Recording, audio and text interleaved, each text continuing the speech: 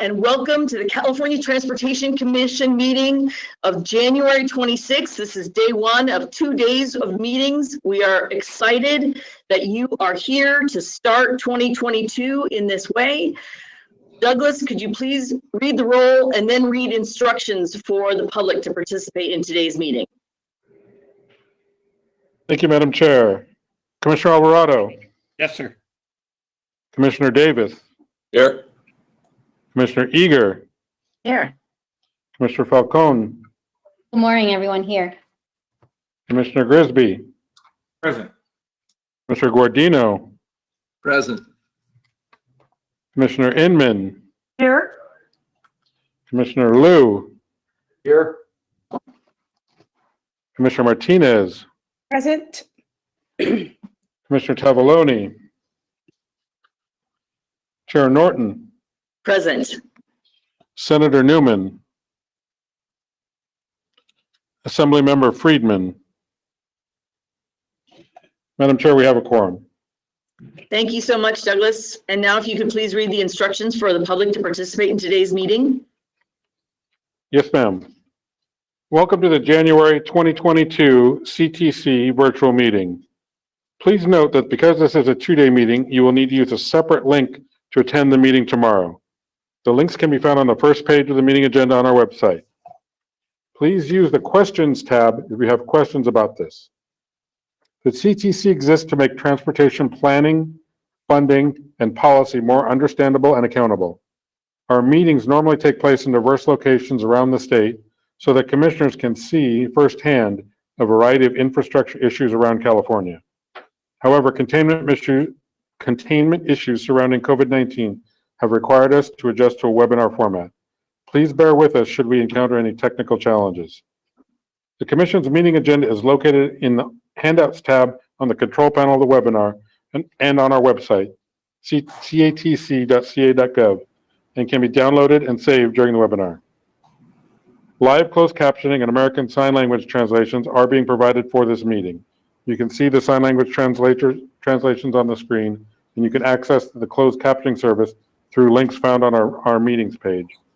We also want to let folks know that in the future, if you would like translated versions of agenda or meeting materials, please contact the Commission staff and we can provide those to you as needed. Commissioners, because this meeting is not an in-person meeting, every vote will need to be a roll call vote.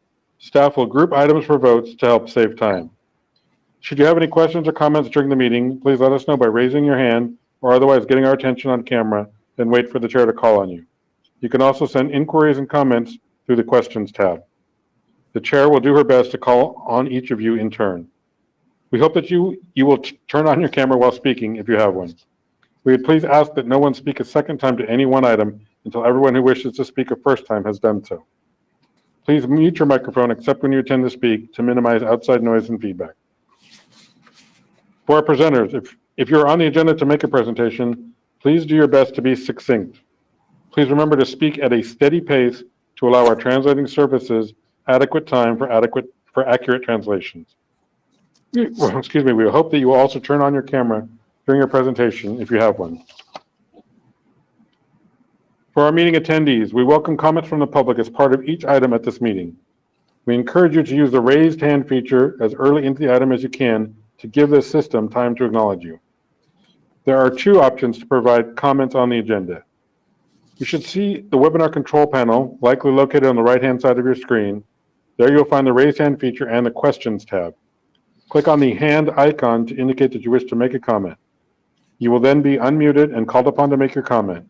Please be sure to state your name and any affiliation prior to voicing your remarks. Alternately, you may use the questions tab. Please type in the agenda number you are commenting on and your comment. Commission staff will read the comments to the Commission on your behalf. Please do your best to be concise. Please make sure that your comments add new information. If you agree with the comments of a previous speaker, simply make that statement. Please remember to speak at a steady pace to allow our translating services adequate time for accurate translations. Since we often have many speakers, we ask that you make your point in 3 minutes or less. If for some reason we have many speakers on a single topic, we reserve the right to limit comments to 1 minute if needed.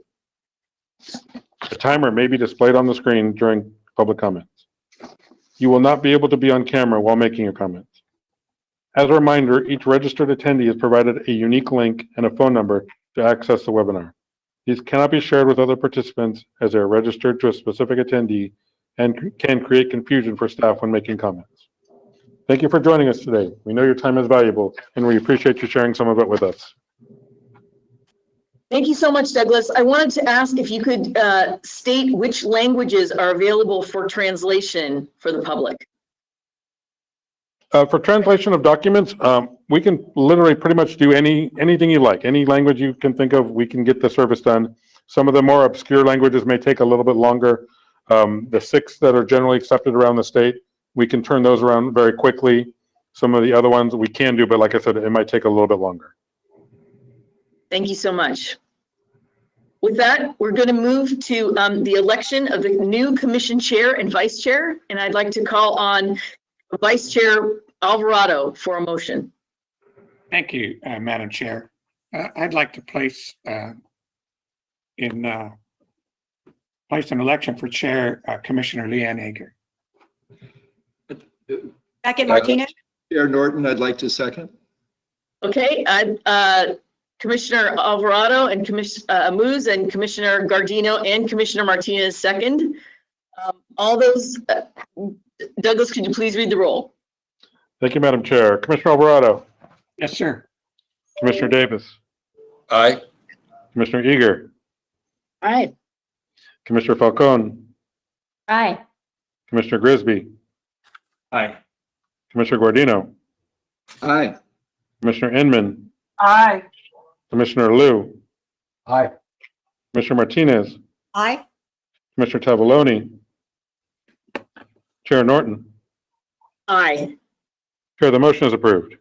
Thank you. Congratulations. We will have our incoming chair speak under item 6, commissioner reports. But before that, we would like to call on Commissioner Eager, newly elected chair, for a motion. Yes, I would like to nominate Commissioner Gardino as vice chair. Second. That motion. Thank you. Commissioner Eager moves, Commissioner Davis seconds. Are there any other nominations from the floor? Seeing none, Douglas, could you please read the roll? Commissioner Alvarado. Yes, sir. Commissioner Davis. Aye. Commissioner Eager. Aye. Commissioner Falcone. Aye. Commissioner Grisby. Aye. Commissioner Guardino. Aye. Commissioner Inman. Aye. Commissioner Liu. Aye. Commissioner Martinez. Aye. Commissioner Tavaloni. Chair Norton. Aye. Chair, the motion is approved. Congratulations to you both on your unanimous approval. We look forward to hearing from you under item 6. Now we're going to take tabs 3 and 4 together. Douglas? Thank you, Chair.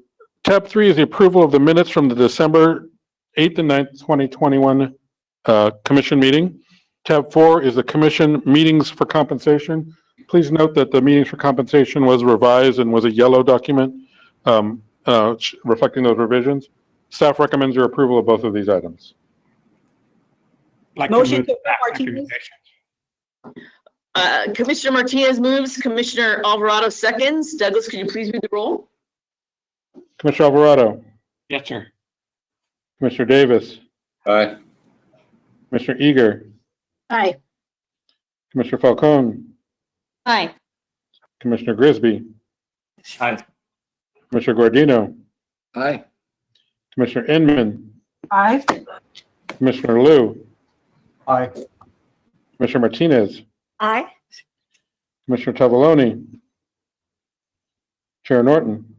Aye. Chair, the motion is approved. Thank you so much. With that, we will move to Commission Executive Director Mitch Weiss for his report. Good morning. Welcome to our first commission meeting of 2022. I hope everybody had a nice holiday season, Happy New Year, and was able to spend some time with family and friends.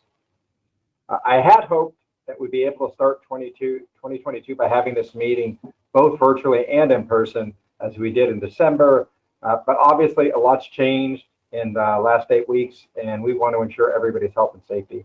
So we opted for this virtual format. Hopefully, the situation will improve and we can transition back to a hybrid format for our March meeting, but we'll monitor the situation and we'll let everybody know as soon as the decision's been made. Commissioners, last Wednesday, I had the opportunity to go to a small send-off for Secretary Kim and expressed our gratitude for her service and dedication to improving transportation.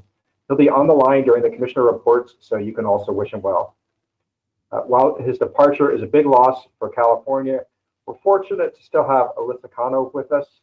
Alyssa, it's been a pleasure working with you as Undersecretary, and I look forward to our continued collaboration in your role as Acting Secretary. On January 10th, the governor released his proposed budget for 22-23. There are several proposed one-time investments for transportation infrastructure from the general fund, including $500 million for the active transportation program to address the backlog of high-scoring projects we've been unable to fund, nearly $4 billion for the transit industry rail capital program, $2.3 billion for supply chain improvements, including $1.2 billion for port, freight, and goods movement infrastructure, and $1.1 billion for other related areas such as workforce training and zero-emission vehicle equipment. Additionally, there's $400 million for state and local climate adaptation projects, $150 million for a Reconnecting Communities Highways to Boulevards pilot program, and $100 million for bicycle and pedestrian safety projects.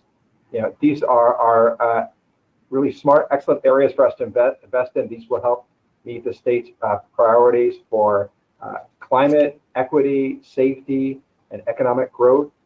That said, I welcome the opportunity to work with the administration and the legislature to ensure that these new investments are coordinated with existing commission programs and our existing project accountability and transparency processes. This will allow us to meet our state's goals as effectively as possible rather than having disjointed efforts. Additionally, we look forward to the May revision of the budget and revised revenues. We'd like to keep the dialogue open to increase the $500 million proposed for the active transportation program, since we know we need at least $2 billion. We're also going to keep requesting consideration of putting additional funds for transit rail through the State Transportation Improvement Program. This program offers regional agencies more flexibility to meet their specific priorities compared to competitive transit programs. And while there's a lot of new money for transportation in the budget, there's also one proposal that would lead to a notable decrease in funding. This is the proposed suspension of the inflationary adjustment to the gas tax, which would cause us to lose $523 million that supports our Fix It First and Complete Streets projects in the State Highway Operation and Protection Program, as well as various priority projects we fund in the State Transportation Improvement Program. Our understanding is that the administration intends the impact to the STIP to be absorbed by the interregional program. The inflation adjustment to the gas tax, they were established by SB1 and were intended to fix the decades-long stagnation and loss of purchasing power in transportation funding, which had led to a sizable backlog of maintenance and rehabilitation projects that we're now just catching up on. I'm concerned that while this $500 million reduction is quite significant for the state's transportation programs, it would only save the average driver about $1.25 a month. And that seems too small to have a real impact on one's quality of life.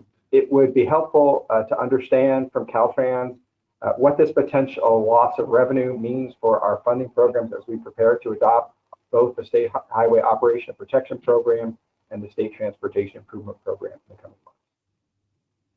Another feature of the proposed budget is that it includes $4.5 billion from the Federal Infrastructure Investment and Jobs Act.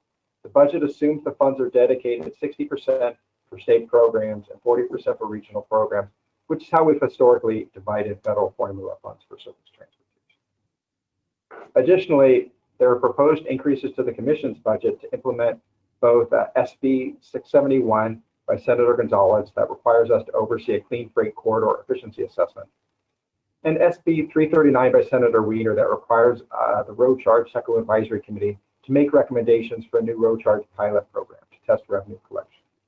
We'll be working with the legislature to make sure they understand what we'll be able to accomplish with the proposed level of funding. I have a few other updates regarding our programs.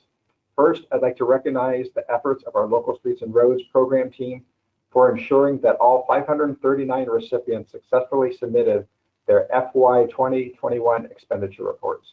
Yes. This team is still awaiting a few final edits to a handful of the reports, but preliminarily, they show that jurisdictions altogether spent $861 million in SB1 Local Streets and Roads funds on over 2,500 projects that were either completed or in progress during the fiscal year.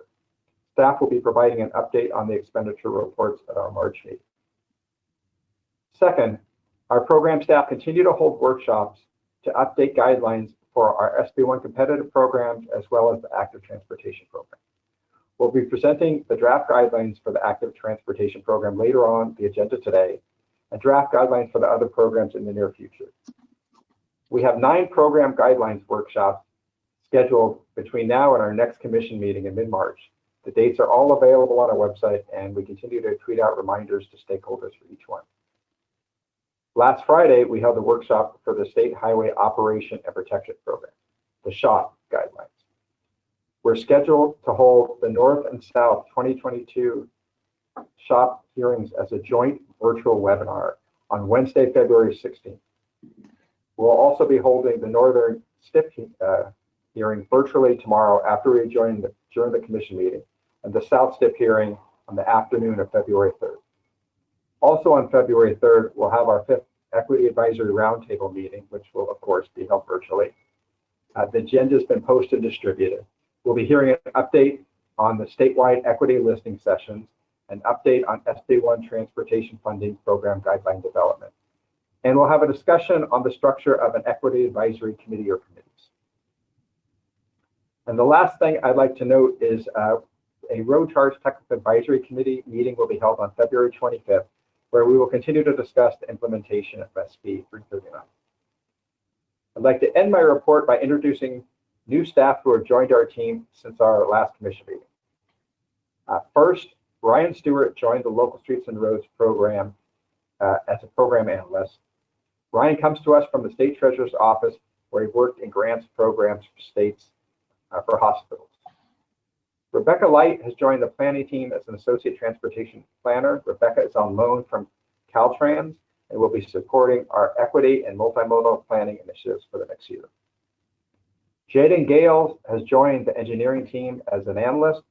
Jaden recently graduated from college and previously worked for a residential construction company doing a variety of tasks, including building inspection and hands-on construction.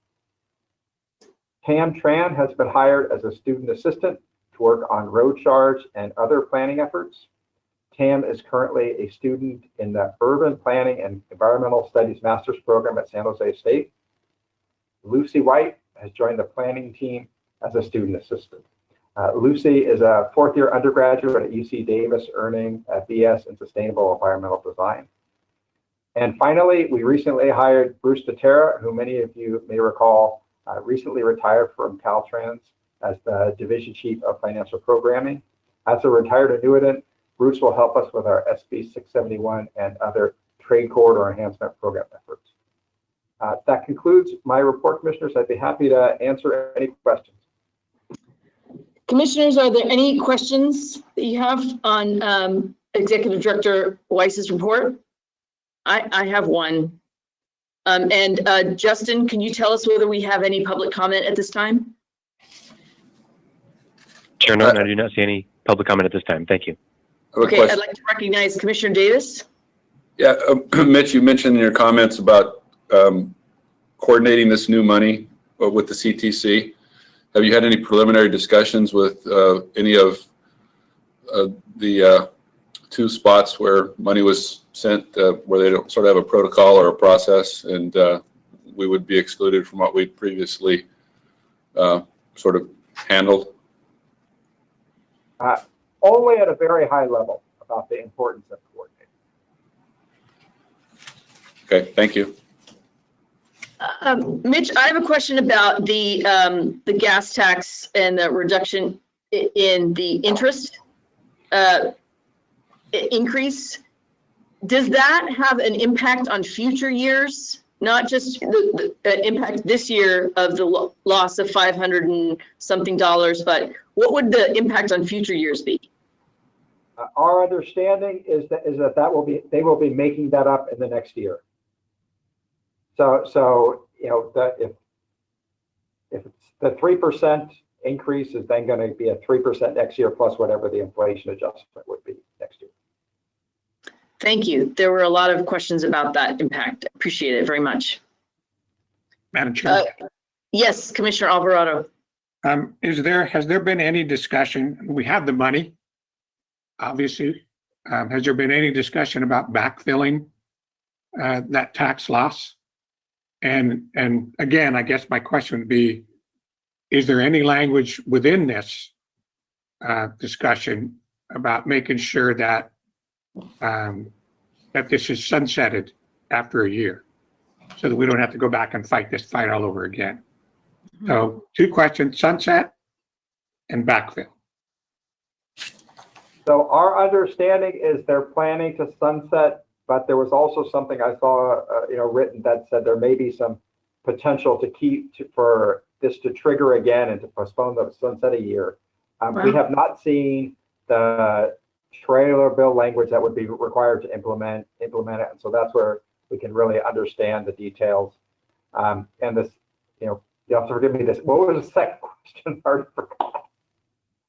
Well, I think it needs to be brought forward in a pretty much high level way, because this is exactly why the local tax measures passed by 70 and 75%, and the statewide measures take so much time and money and effort because nobody trusts Sacramento. This is exactly the reason we have to fight for our transportation dollars every single time. And we have to fight hard.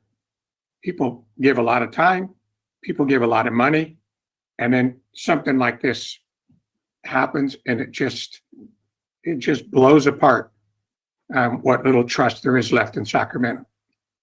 So I'm hoping that we keep these folks' feet to the fire, hoping that we're very vocal with any discussions, both by the industry and by hopefully CTC and everybody involved. Thank you, Madam Chair. I'll shut up. No need to shut up. And Commissioner Alvarado, if I can real quick, you asked about backfilling. I know that has been discussed at some level about backfilling with general fund, but I do not believe that is the administration's proposal. So it's been thrown out there. We will continue discussions. I have never been known for not being shy about what I feel and giving my 2 cents. So we will be making sure that what we hear from you is conveyed. Thank you.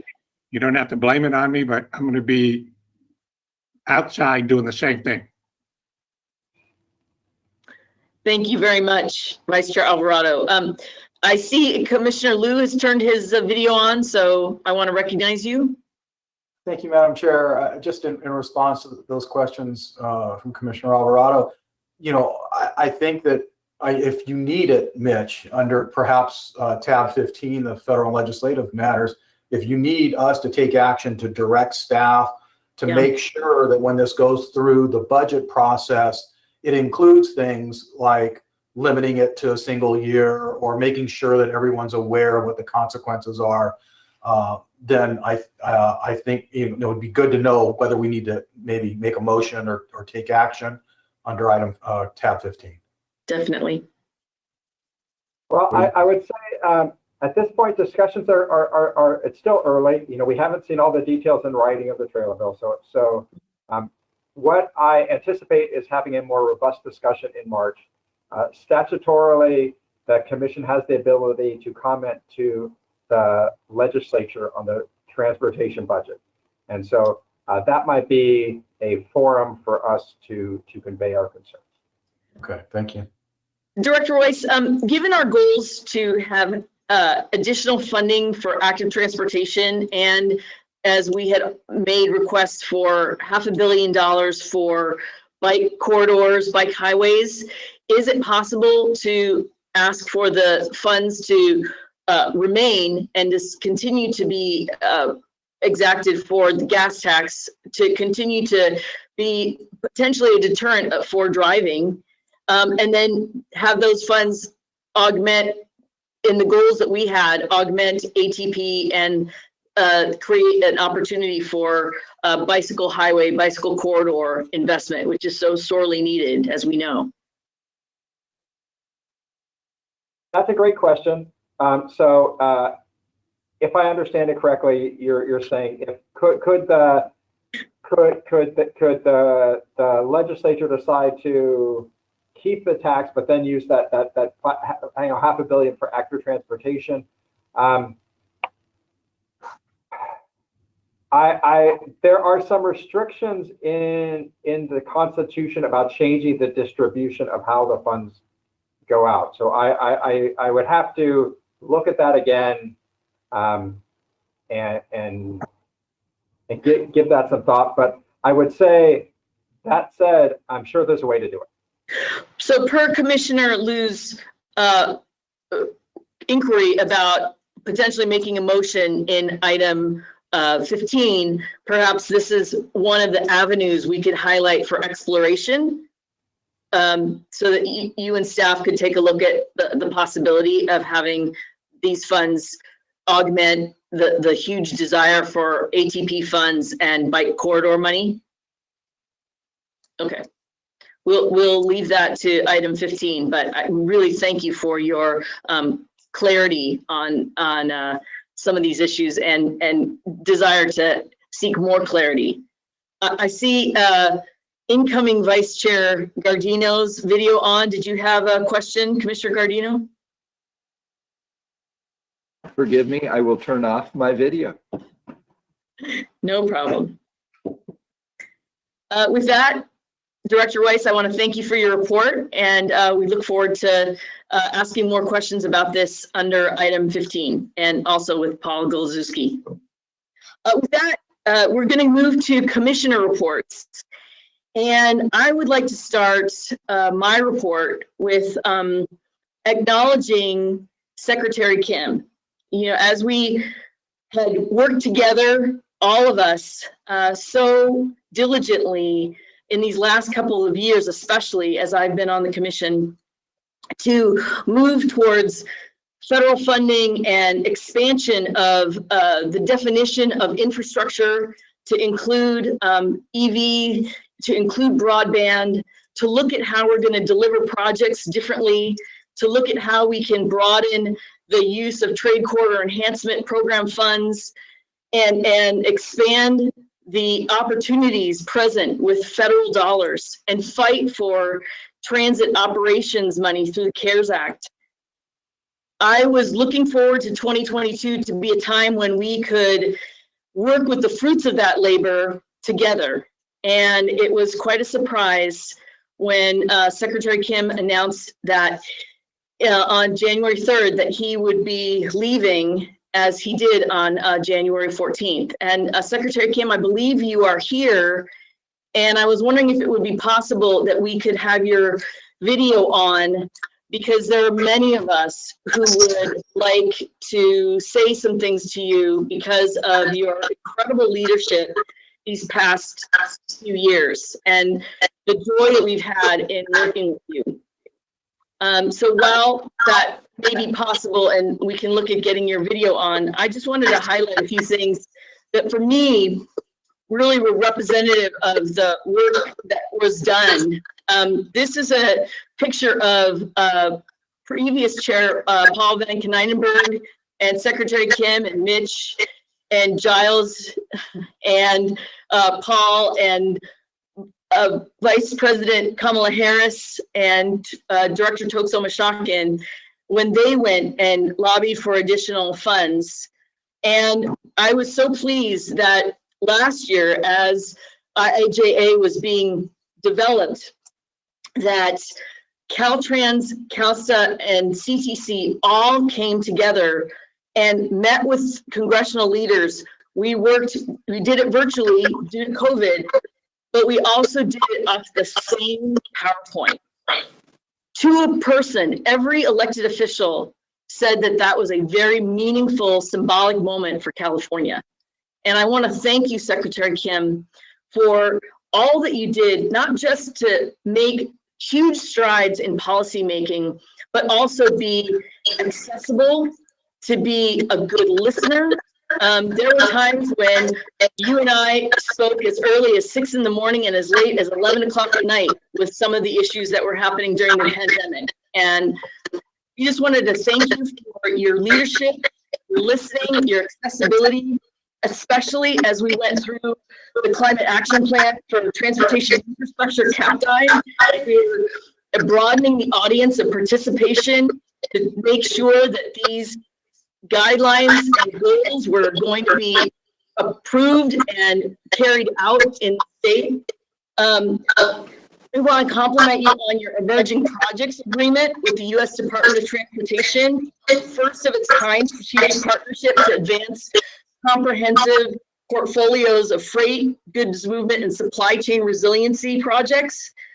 I also want to thank you for the work we did together on road safety, equity, and again, working together on the Infrastructure Investment and Jobs Act, IIJA, to aggressively lobby City Hall. I mean, Capitol Hill, my own background is City Hall, not only for broadening the funds and the definition of infrastructure, but also increasing caps of programs like Small Starts, to look at highways to boulevards, and to expand the opportunities to bake in equity, to right wrongs and address harms of previous investments in infrastructure and the way projects were delivered, but also to look at new opportunities to create a more multimodal and sustainable future.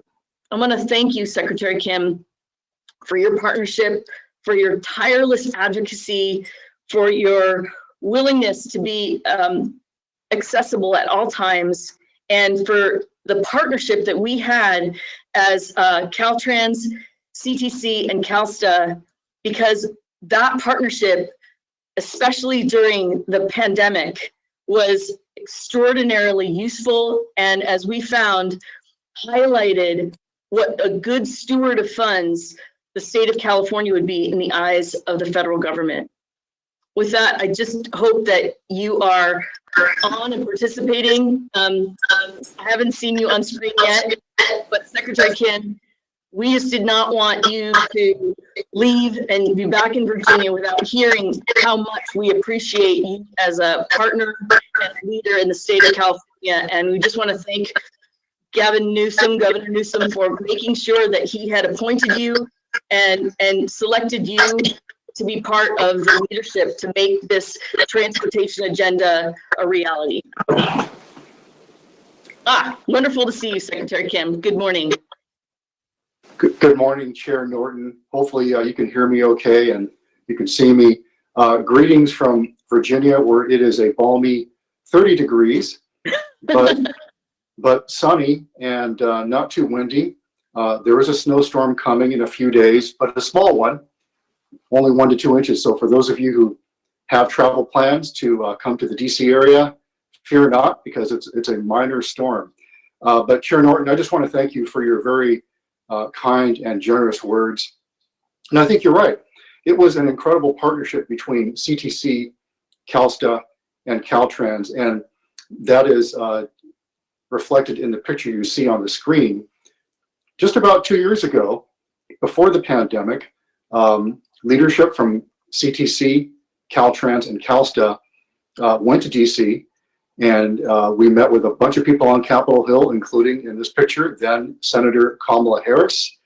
And I think that was the beginning. That trip was the beginning of this truly collaborative partnership between the three transportation entities in the state of California. And that has continued since that time, starting with Chair Van Konynenberg and continuing with you, Chair Norton.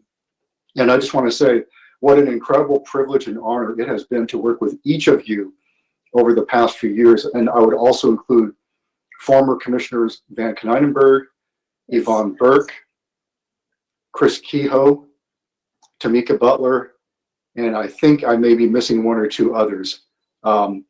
Jim Gilmetti. What an honor, what a privilege. And I will miss all of you. I will be watching from a distance the actions of the CTC. And I know as IIJA gets implemented, we will all be working together. We'll be in touch.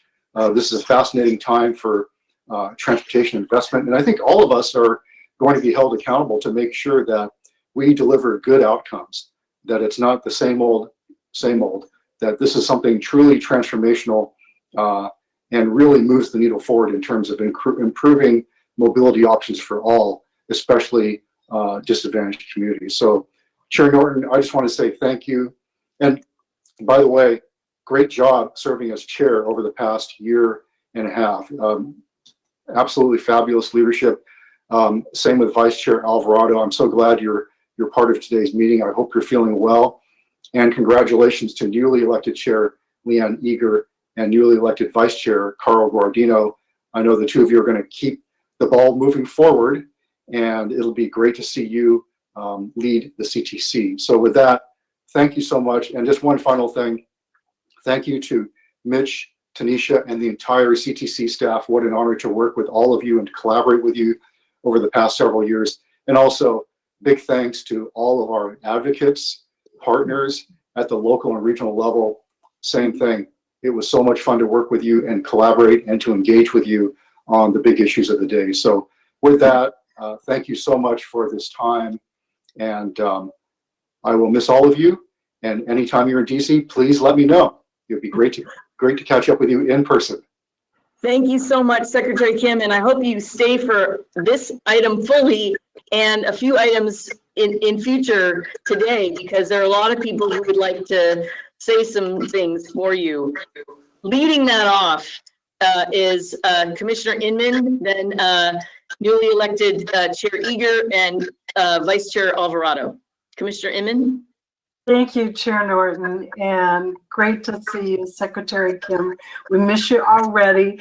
I just want to really reemphasize the big thank you for your work on goods movement and the supply chain, and especially during this COVID journey. You engaged early, often, consistently, reaching out to various stakeholders, and frankly, we all found we had more partners than we knew we had. And the challenges from the very first days of getting our federal partners to define the entire supply chain as essential, which when we quickly realized that having our waterfront as essential was one piece of the puzzle, but we had a lot of partners that needed to be deemed essential as well. So just really appreciate the spirit of cooperation and the can-do, and whether it was, finding restrooms, getting food for our truckers, working on the equipment imbalance, and, the list, it was just, okay, what do we need to solve today? And I really appreciate the can-do attitude, whether it's a personal protective gear, the medical cargo that we all work diligently to move. And I'm not sure if we have your mom on with us, but I hope we do. So Mrs. Kim, I don't know if you realize the role that your son played in really keeping our state and our nation moving and functioning, and moving medical cargo, moving food, all of the essentials. We all did our best with toilet paper. Sometimes folks got a little carried away with their hoarding, but no, just seriously, really want you to know, and I put it like in an unsung hero kind of category, because the success we had is evidence of the work that was done and the fact that we were able to keep our communities functioning as best possible. So, and then not to take ourselves too seriously, and because our state does recycle, I want y'all to know that David had Comey Ajeezy's cell phone number. So I, for one, was on a meeting thinking that I was texting Comey, who was on that Zoom with me, but it was David, and David was in another meeting, and I kept getting these messages from Fran thinking, this makes no sense, you know. Finally, he said, Fran, this is David. You know, I think maybe you think you're speaking to Comey. So in the spirit of cooperation, that was fun. I think that was one of my favorite movies. And then finally, just, I know when you're going to think about what's next, I'm going to have to keep leaning on you on the goods movement. We've only just begun. Our federal partners and our bipartisan bill has federal investments like we've never seen before. So seriously consider, we've got a lot of work left to do. But anyway, seriously, thank you for your partnership, your leadership, your commitment. And we look forward to your next chapter. Thank you. Thank you, Commissioner Inman. Next, Commissioner Eager. Yes, thank you. Good morning, Secretary Kim. I'm still going to call you that for a while. I did want to thank you so much for your personal attention to the state of California. And I know sometimes when people are in positions and they see that bigger picture, which is obviously very important, you were also able to drill down and look at people of the state of California across the state and say, what do we need to do that's best for these individual communities? And I know that's rare in government. And so I just wanted to personally thank you. There was never a request that we sent to you that you didn't respond to and say, let me see what I can do. Let me see how I can help.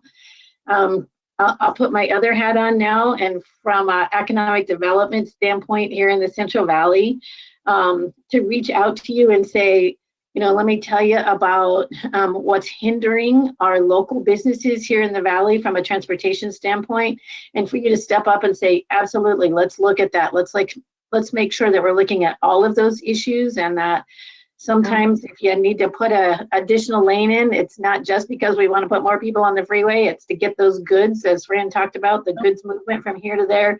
You saw all that and you listened to the people of the state of California. And so just from a personal standpoint, I want to thank you. The night that I was appointed by the governor, I felt like it was one of those things in the movies where somebody says, oh, you know, this movie star is on the line for you. And you say, yeah, sure. Your assistant called and said, I have Secretary Kim on the line for you. And I was like, okay, someone's tricking me. It's not really him. And it was you. And we talked for an hour about the importance of what's going on in California. And so I know that's a difficult shoes that someone else is going to come on to fill for you. But thank you so much. I appreciate everything that you have done. And you know, we always want to make our moms proud. That's the most important thing, right? So if your mom's on here, Mom, you can be proud. Very. Thank you so much, Commissioner Eager. Vice Chair Alvarado. Just to join in, Secretary Kim, I want to thank you for your service to the people of the state of California, and pretty much for your, not only your easygoing manner in dealing with the commission, but also in just listening to what we have to say at the commission level. You came in at a very difficult time. You did a lot of hard work with the team. We're about, hopefully, to start seeing the fruits, some of the fruits of your labor. And again, in a tip of the hat to your mom, you're leaving, but your priorities are in the right place. So Mom, you did a good job. Thank you, David, for everything you've done for us. Yeah. Thank you. Commissioner Falcon. Thank you, Madam Chair. Appreciate the opportunity. I've had the privilege of meeting Secretary Kim twice in person, and what a treat. I we've been kind of developing this sort of relationship, and sort of, I was looking forward to his mentorship. I hope he's still open to that. Chair, you encapsulated all of the Secretary's accomplishments so nicely. And I just want to underscore, the human-centered approach to mobility that I'm really excited about, which is why I was really excited to get on the commission. It's such an exciting time to be part of this body. In large part due to your leadership, Mr. Secretary, in advancing these initiatives, particularly as it relates to equity, environment, and really addressing some of the injustices to communities that have been impacted, by our decisions and infrastructure of the past. Appreciate your support, particularly as Commissioner Inman was talking about in the goods movement and freight infrastructure, especially as it relates to the California-Mexico border and really, really improving the goods movement, through the California-Mexico trade corridors. Again, addressing impacted communities and being so receptive in addressing, some of the long-term issues that have been plaguing the Lausanne corridor. So all of that, I appreciate, just, the openness and willingness to, to engage with me and to help me kind of warm up to the work that I'm doing now with the commission. So I just want to say a big thank you and for all the work that you've done for the state. Thank you, sir. Thank you, Commissioner Falcon. Commissioner Liu. Thank you, Madam Chair. Secretary Kim, there's a very long line here to say thank you to you, and I'd like to add my voice in that thanks. You had an incredibly complicated and difficult job to do, but you made it seem easy. And it was really amazing to know how much responsibility you had and how you were able to go after it with such leadership, clarity, singular focus, and ability to unite different people behind what you wanted to do. It's just absolutely incredible. And so it's been an honor to be able to work with you as we have. And that when the Los Angeles Kings win that next Stanley Cup, we're going to get together and get a good picture of the two of us with it. Because, that's the first thing we bonded over, which was a little interesting.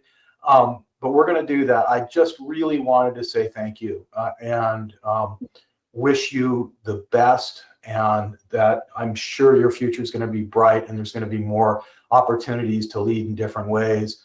But it's been just absolutely fantastic. And thank you so much for serving the state of California. Thank you, Commissioner Liu. Commissioner Gardino. Thank you, Chair Norton. And Secretary Kim, there's a saying that while everything has been said, not everyone has said it. So let me add to this. Secretary Kim, you leave a legacy that underscores your accessibility, your professionalism, and your common decency and care for others. Our state has been indeed fortunate to have your leadership during such a critical time. I look forward to seeing you often, and in your next visit to California, coming back to our home for homemade lasagna. Thank you for also leading by putting family first. That's a great example that you are leaving us with. Well said, incoming Vice Chair Gardino. Commissioner Martinez. Thank you, Madam Chair. And I'll be very brief since I am the last, and just wanting to thank Secretary Kim for his adaptive leadership. Understanding the difference between technical challenges and people challenges. I haven't seen somebody that has been able to do that very well in the state of California. And Secretary Kim, that's one of the reasons why when I applied to become a CTC commissioner, and knowing that you were at the helm, that you would center people first And I appreciate that. I think the state of California appreciates that. So thank you so very much. And again, we wish you the best, and hopefully we will still be in contact. Thank you. Thank you so much, Commissioner Martinez. Commissioner Grisby. I just want to add my thanks as well. And for me, I really noticed how you manage economic growth, the environment, equity, and how all those things are important. And that's how we can create the next generation of the California dream. So thank you very much for your leadership. And I look forward to what you do next. Thank you.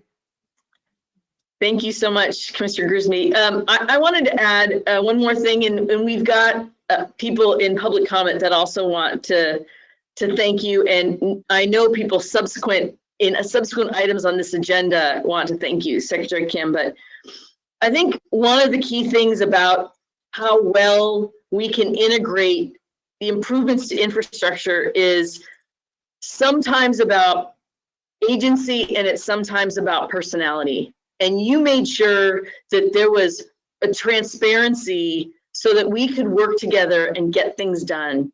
And in COVID-19, you and your staff were extraordinary. We were able to thank Caltrans staff at the December meeting, and we had fully intended in having this be an in-person meeting, and thanking you and CalSTA staff. And we will do that in March.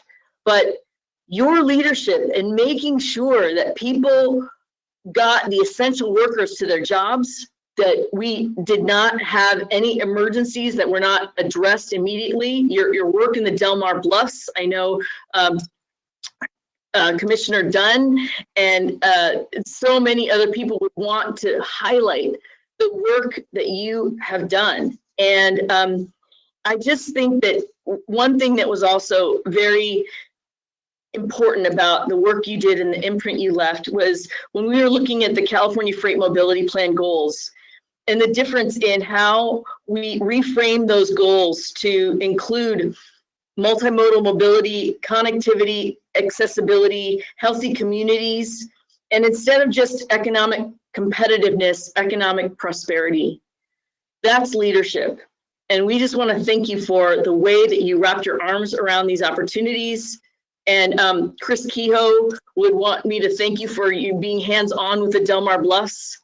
There are just so many people in this time that you affected, and you led by example. And as a mother myself, I am looking forward to having your mother smile as she hears all of this. And we can't fault you for putting family first. We understand it completely, but you will be missed. And with that, Commissioner Davis, and then I know we have some public comment to go. Commissioner Davis. Yeah, I just wanted to take the opportunity just to echo what everybody else said, but I want to sort of emphasize that I've done the bi-coastal thing, and I don't think that people really understand the burden, the weight that puts on you and puts on your family.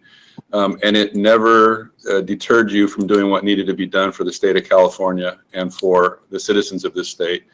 And so that's all I wanted to say. Just thank you so much. And I want everybody to think about not only did you do this job so well, but really what the pressures and burdens that you did it under. And our hats are off to you, and our heartfelt thanks for everything that you've done.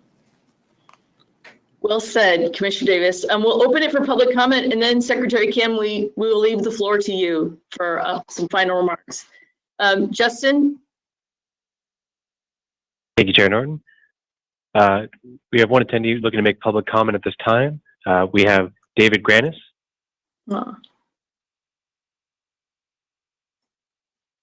Thank you very much. And Secretary Kim, I could not miss this opportunity. I've had the privilege and pleasure to work with you. You look much younger than I do, and thank God I'm not on camera. But you and I have worked together over several decades. I'll leave it at that. And we've done some really fun things from the time you were in Javier Becerra's office when he was a congressman, to Metro, to Governor Davis's office in DC, to the Obama administration, and then as Secretary of our transportation team in California. I really just want to say that I've really valued the opportunity to have worked with you. Your humility the respect you show to others, and your caring. You are a truly good human being. I wish you the very, very best, and thank you so much. Now, Secretary Kim, the floor is yours. Wow. I'm blown away. I'm moved by all of your comments. The commission, David Grandis, thank you so much. It means a lot. And I think it was well said by several of you that it was a challenging time, for sure. Lots of big issues in front of us. But even in the midst of those kinds of challenges and the constant state of emergency, there was joy in this work as well. And I think we all experience it, whether we know it or not, that that there are moments of joy and exuberance that come with the experience, along with any challenges. And so I'm so grateful for the chance to work with all of you. I'm thankful. I value our relationships. I know they will continue. And as I said earlier, I plan to keep close tabs on what the commission's actions. I know you'll continue to do great things for the state of California in moving the transportation agenda forward. So I just want to say thank you so much for the great partnership and collaboration. Truly a joyful experience, and I wish all of you nothing but the very best. And I hope you stay safe and healthy. Thank you. Thank you so much. Well, please stick around. There are many more accolades coming your way. Thank you again. With that, I want to give our incoming chair and vice chair an opportunity to speak, and then I will conclude my report with some remarks of my own. Newly elected Chair Eager. Congratulations. Yes. Thank you, Chair Norton. I'll try to keep this brief. I know we've had a lot of speeches here. So I just want to say how honored and humbled I am to take on this role. I want to thank the commissioners for your trust in me to follow in Chair Norton's footsteps. I think just having said that out loud, it's a bit daunting. Those are big shoes to fill. But I do want to say that she has been an absolutely amazing leader. And I know I spoke to you earlier, Chair Norton, about that, I've been on the commission for 1.5 years, and everything has seemed to really somehow miraculously been put in place, and everyone having a voice. And I know it's not that easy. I know that's your doing, and making sure that things do go smoothly, that herding cats is always a tough role to play, but you have done so brilliantly. And in moving forward with this commission, I want to continue on with a lot of the work that you started. One is that I truly believe that people of the state of California feel like they have a voice now in transportation.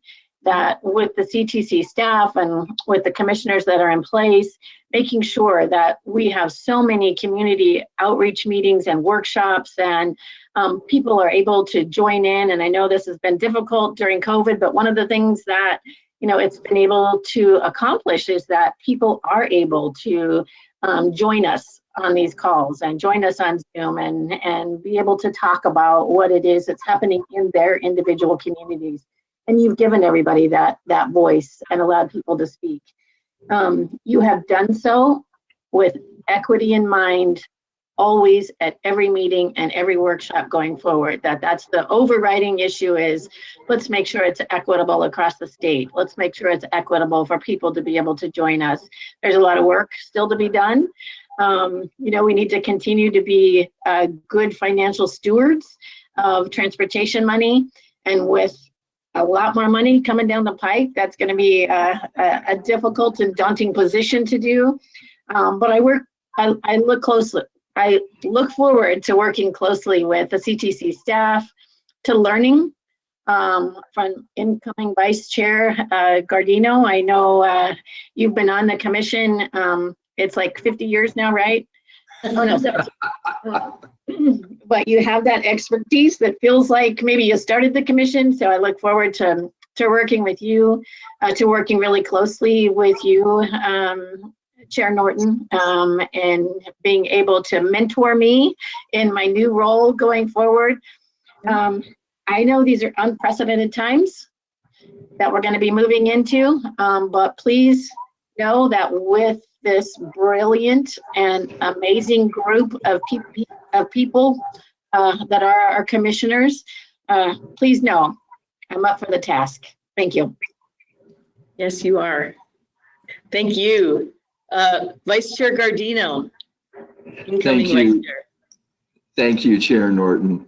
And I also want to thank you for the incredible leadership that you have provided to this commission in your 2 years as chair. You have heightened the bar on a chair's engagement, preparedness, inclusivity, and effectiveness. And it's just been wonderful to watch your servant leadership in action. Thank you again. And to incoming Chair Leanne Eager, what a pleasure it's going to be to serve with you in this new capacity for us both. The legal mind that you bring to the commission, the attention to detail, the important voice of knowing our important Central Valley and its constituents so well, and the way that your life of service in helping others, often in very trying circumstances, is going to also underscore the great job you're going to do as our chair. So thanks for your willingness to serve. I just also want to thank again our friend, our colleague, our mentor to many of us, outgoing Vice Chair Bob Alvarado. Amen. What an amazing impact you have had for our state and that you have had on each of us who have had the pleasure of serving on this body with you.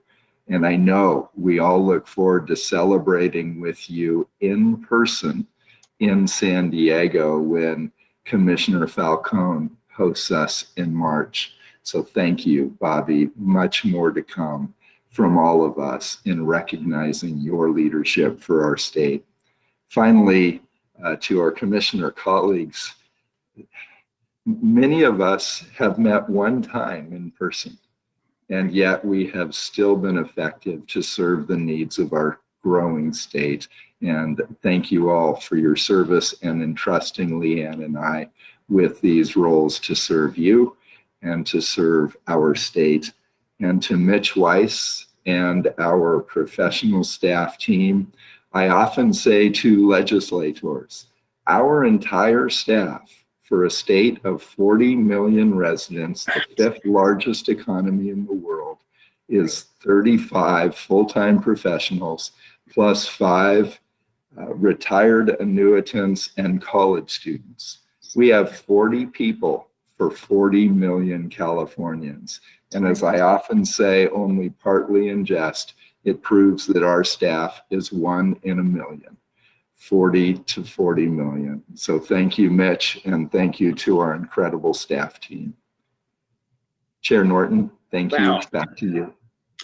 Well, that's beautifully said. And I want to thank Vice Chair Alvarado, and we got a chance to thank you for your service, but it can't be said enough how much your leadership, how much your hands-on negotiation with SB1, the things that moved the needle and made California one of the most intentional states in the union about the importance of transportation and getting our economy right, getting our environment right by making a commitment to new transportation investments.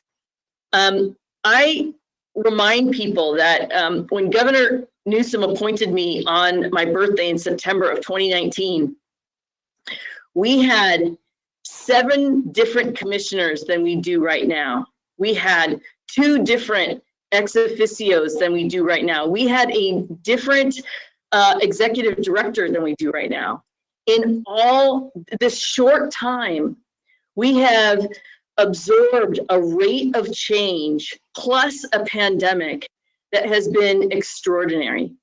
And I think when people ask, well, how much do you get paid to do this? And I tell people $100 a day, a maximum of 8 days a month, no matter how much we work every single day on this. It really reminds me the joy of public service, the joy of working with a commission of talented statewide leaders that give of their time to be honest brokers, to make sure that there is never a hiccup in making it possible for the funds to be invested that need to go towards these extraordinary projects.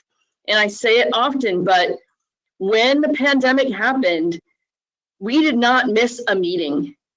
I am particularly proud and was talking with Douglas and Brandy and Justin and Mitch and all the people who made it possible to transition to an all video meeting, that we then found was a situation that made our meetings more accessible.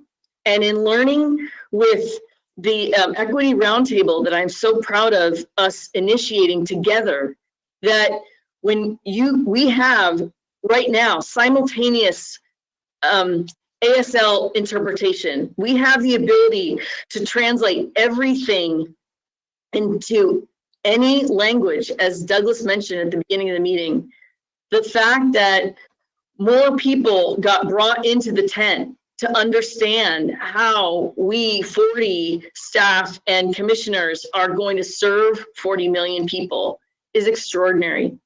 I think that we as Californians should be so proud that the federal government continues to look to us and our goals, and this brave legislature that supported SB1 and continues to support making sure that we are a national leader in sustainability, equity, transformational mobility, and even charging and other items, so that we can make sure that we are not going to continue to be on the precipice of a cliff when it comes to funding transit operations, which continues to be of concern to all of us.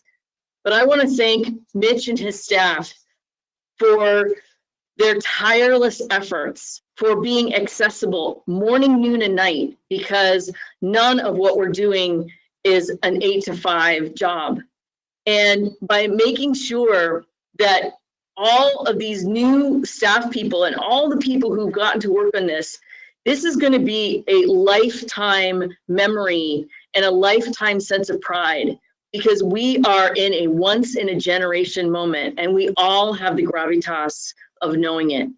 And I just want to thank you all that, despite the fact that, as Commissioner Gardina pointed out, we didn't get to meet in person except for last December's meeting for nearly 2 years, that we worked together as a team, that we were constantly communicating, and that with this extraordinary staff, that we could make sure that the funds were given out, that Lori and her team at the ATP program chose to take this time to still do extraordinary amounts of field meetings and work to make sure that every agency, even while they were just struggling to make sure that they could keep operating systems on time and on budget, that they always had access to this staff.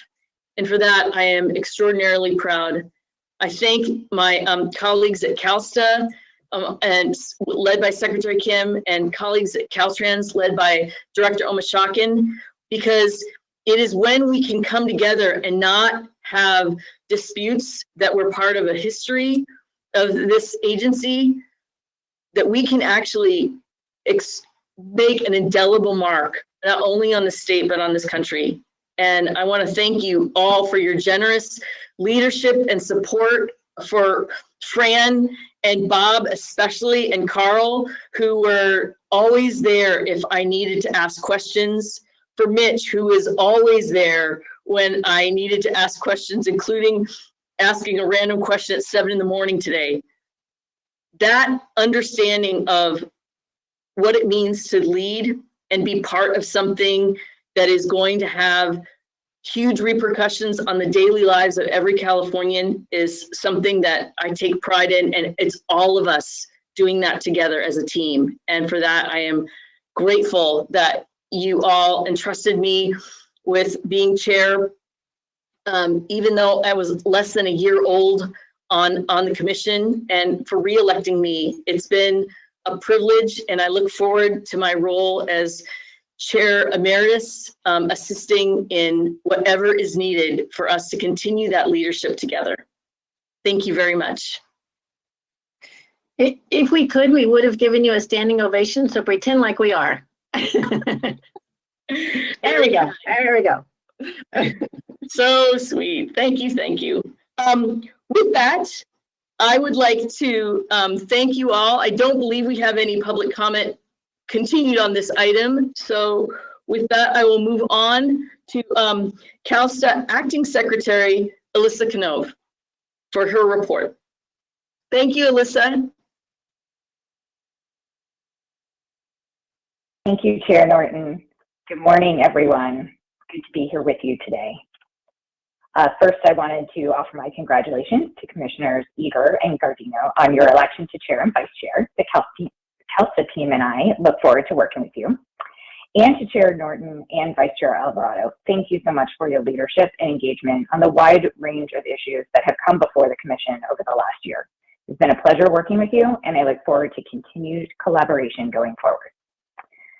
And like the rest of you, I want to express my deepest appreciation and gratitude to David Kim for his many contributions during his time as CalSTA Secretary and as my mentor and friend. David's deft leadership as Secretary during an unprecedented time will have an enduring positive impact on transportation in California. While David leaves big shoes to fill, as Acting Secretary, I will endeavor to be as good a listener as David is and to help guide the state on a path to make transportation more sustainable, equitable, and accessible. And thanks to the talented team David has assembled and policies advanced during his tenure, I'm confident we will continue to see significant progress. So once again, I offer David my heartfelt thanks, congratulate him on a job well done, and wish him all the best as he spends more time with his family. Secretary Kim certainly did not get to take it easy during his last week at the helm, on the heels of the governor unveiling his budget proposal for fiscal year 22-23 and a visit by U.S. Transportation Secretary Pete Buttigieg. Many of you are likely aware of the top-line numbers of the governor's budget proposal, but I wanted to quickly summarize. We're talking about truly unprecedented levels of state funding, more than $15 billion to aggressively combat climate change and transform California's transportation system. Along with a $6.1 billion investment in zero-emission vehicles over 5 years, Governor Newsom's plan supports even more clean transportation investments with a $9.1 billion transportation infrastructure package that aligns with our climate goals by reducing our dependence on driving, and it positions us to compete for significant federal funding through the Infrastructure Investment and Jobs Act, or IIJA. The governor's clean transportation proposal does a number of things.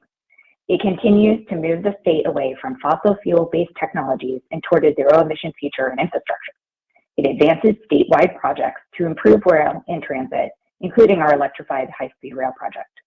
It helps complete priority projects that seamlessly move people through the state. And it improves safety and access for bicyclists and pedestrians. These investments will create thousands of jobs, accelerate new investments to modernize transportation options, and support clean transportation projects that address climate change and equity.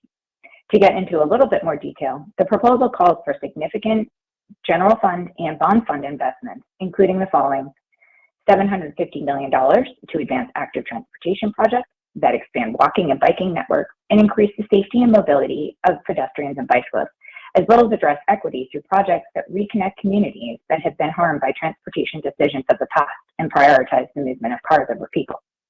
The proposal also includes $4.2 billion in Proposition 1A bond funds for high-speed rail construction in the Central Valley and to move us closer to launching service between Merced and Bakersfield, while advancing planning and project design for the entire project and leveraging potential federal funds. There's also $3.25 billion for high priority transit and rail infrastructure projects in Southern California and statewide. These projects will improve rail and transit connectivity between state and local or regional services and provide mobility options and reduce greenhouse gas emissions. $500 million is proposed for high priority grade separation projects to support critical safety improvements throughout the state, and $400 million for climate adaptation projects that support climate resiliency and reduce risk to infrastructure from extreme weather events. I want to point out that the budget embraces and builds upon the vision for the Climate Action Plan for Transportation Infrastructure, or CAPTI, that CalSTA finalized in July. This is a transformative framework for aligning our transportation spending with our climate, public health, safety, and equity goals. If we're going to substantially reduce GHG emissions from the transportation sector, which account for roughly half of all GHG emissions, we must go all in on BEVs and at the same time make significant investments that advance clean transportation options and reduce our dependence on driving. In addition, the governor's proposal calls for $2.3 billion to upgrade our supply chain infrastructure to support a more efficient, sustainable, and resilient goods movement system that will flex California's power in global trade. These investments are in addition to the steps the Biden-Harris and Newsom administrations have taken in the past few months to address supply chain disruptions in the short and longer term. While the state has already taken actions to mitigate supply chain disruptions, additional investments are necessary to support supply chain resiliency and transform the way California moves goods and people in a way that reduces greenhouse gas emissions and considers environmental impacts to communities. This is where the $2.3 billion budget proposal for supply chain investments fits in. The proposal includes $1.2 billion for high priority port related projects that increase goods movement capacity on rail and roadways serving ports and at port terminals, $875 million for zero emission port equipment, drayage trucks, and infrastructure, $110 million for a training campus to support workforce resilience, $40 million to enhance California's capacity to issue commercial driver's licenses, and $30 million for GoBiz to provide funding for operational and process improvements at the port. This proposal represents historic investment by the state to make long-term investment improvements to transform our goods movement system, and it was highlighted during Secretary Buttigieg's recent visit to the ports of LA and Long Beach. During Secretary Buttigieg's visit, CalSTA Secretary Kim moderated a roundtable of state, local, port, and labor leaders highlighting CalSTA's supply chain resilience emerging project agreement with the U.S. DOT and Governor Newsom's budget proposal. Building off the momentum of Secretary Buttigieg's visit and the governor's budget announcement, CalSTA is planning to convene listening sessions with regional supply chain stakeholders to seek input on how to best implement port freight goods movement to implement the port freight and goods movement budget proposal if we're successful in securing these funds from the legislature. At the outset, CalSTA is interested in feedback regarding how this proposed funding can be advanced for the goals and guiding principles of CAPTI and the California Freight Mobility Plan. We're also interested in input regarding strategies for using the governor's budget proposal to leverage federal funds through the IIJA, federal and state innovative financing like RISC and TIFIA and the California Infrastructure Bank, and state funding programs like the SB1 Trade Corridor Enhancement Program. CalSTA has worked closely with the Commission over the last several months to examine and address supply chain challenges, and we hope the Commission will participate in the upcoming listening sessions on the budget proposal. If CalSTA is successful in securing the budget proposal, we want this funding to complement the Commission's SB1 investments through the Trade Corridor Enhancement Program and other programs. So we look forward to our continuing collaboration with the Commission. Madam Chair, as we're all aware, in November, President Biden signed the IIJA, which includes a 5-year reauthorization of federal transportation programs. This landmark legislation provides California almost $30 billion in guaranteed federal highway funding and $9.5 billion in federal transit funding. Additionally, the IIJA provides billions of dollars through both existing and new competitive grants. CalSTA's and Caltrans efforts to collaboratively implement the new law with California transportation stakeholders is underway. We formed a statewide CalSTA IIJA Transportation Implementation Working Group, and in fact, our second working group meeting was held just this morning. Additionally, Caltrans has formed several sub-working groups that are analyzing specific issues areas within the IIJA, such as active transportation, freight, goods movement, transition to zero-emission vehicles, and other areas. In the coming months, these sub-working groups will be developing action plans and recommendations for implementing the IIJA. CalSTA has also stood up an IIJA implementation website. The website includes analysis, working group notes, federal notices, and other helpful materials. To highlight a few recent developments, in December, the Federal Highway Administration published the Build a Better America memo. This memo states that FHWA will prioritize IIJA investment to address multiple policy objectives, including climate resilience, safety for all road users, promoting electric vehicles, broadband and renewable energy, reconnecting communities, and other objectives. As we see IIJA programmatic guidance and notices of funding opportunity roll out in the coming weeks, we can expect these policies to be reflected in those documents. And again, I think this is a good example of how the Biden-Harris administration's policy objectives are aligned well with CalSTA.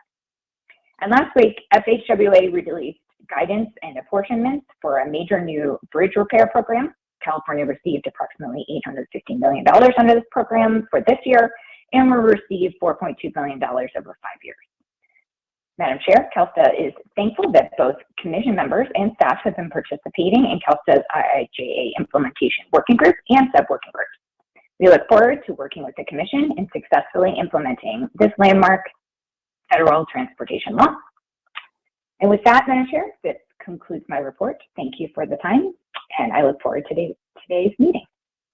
Thank you so much. And I know our incoming chair and vice chair are excited to be working with you, as well as the entire commission. And I guess I wanted to ask you about the progress in identifying how the federal funds are going to be distributed. I think that's a question on everyone's mind. And we wanted to just talk about how you see that process. And we are, obviously very excited to work with you to make sure we get the funds out quickly and efficiently, because CTC is known for doing that quite well. So if you could give the public some hints as to how that process is moving forward and what some of those benchmarks are, that would be exciting for us.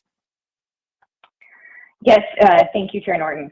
I was actually waiting until after my remarks to get an update from this morning's working group meeting to see if they laid out what progress that they have been able to share. And one of the first items of business is definitely trying to determine the funding distribution and the share between state and local funding. So my understanding is that we should be getting some information coming from the sub-working groups and be trying to answer that question in the coming weeks and months. This is not a long-term, I don't anticipate this going, into the summer or anything like that. We have a little bit of time as we're waiting on the final appropriations.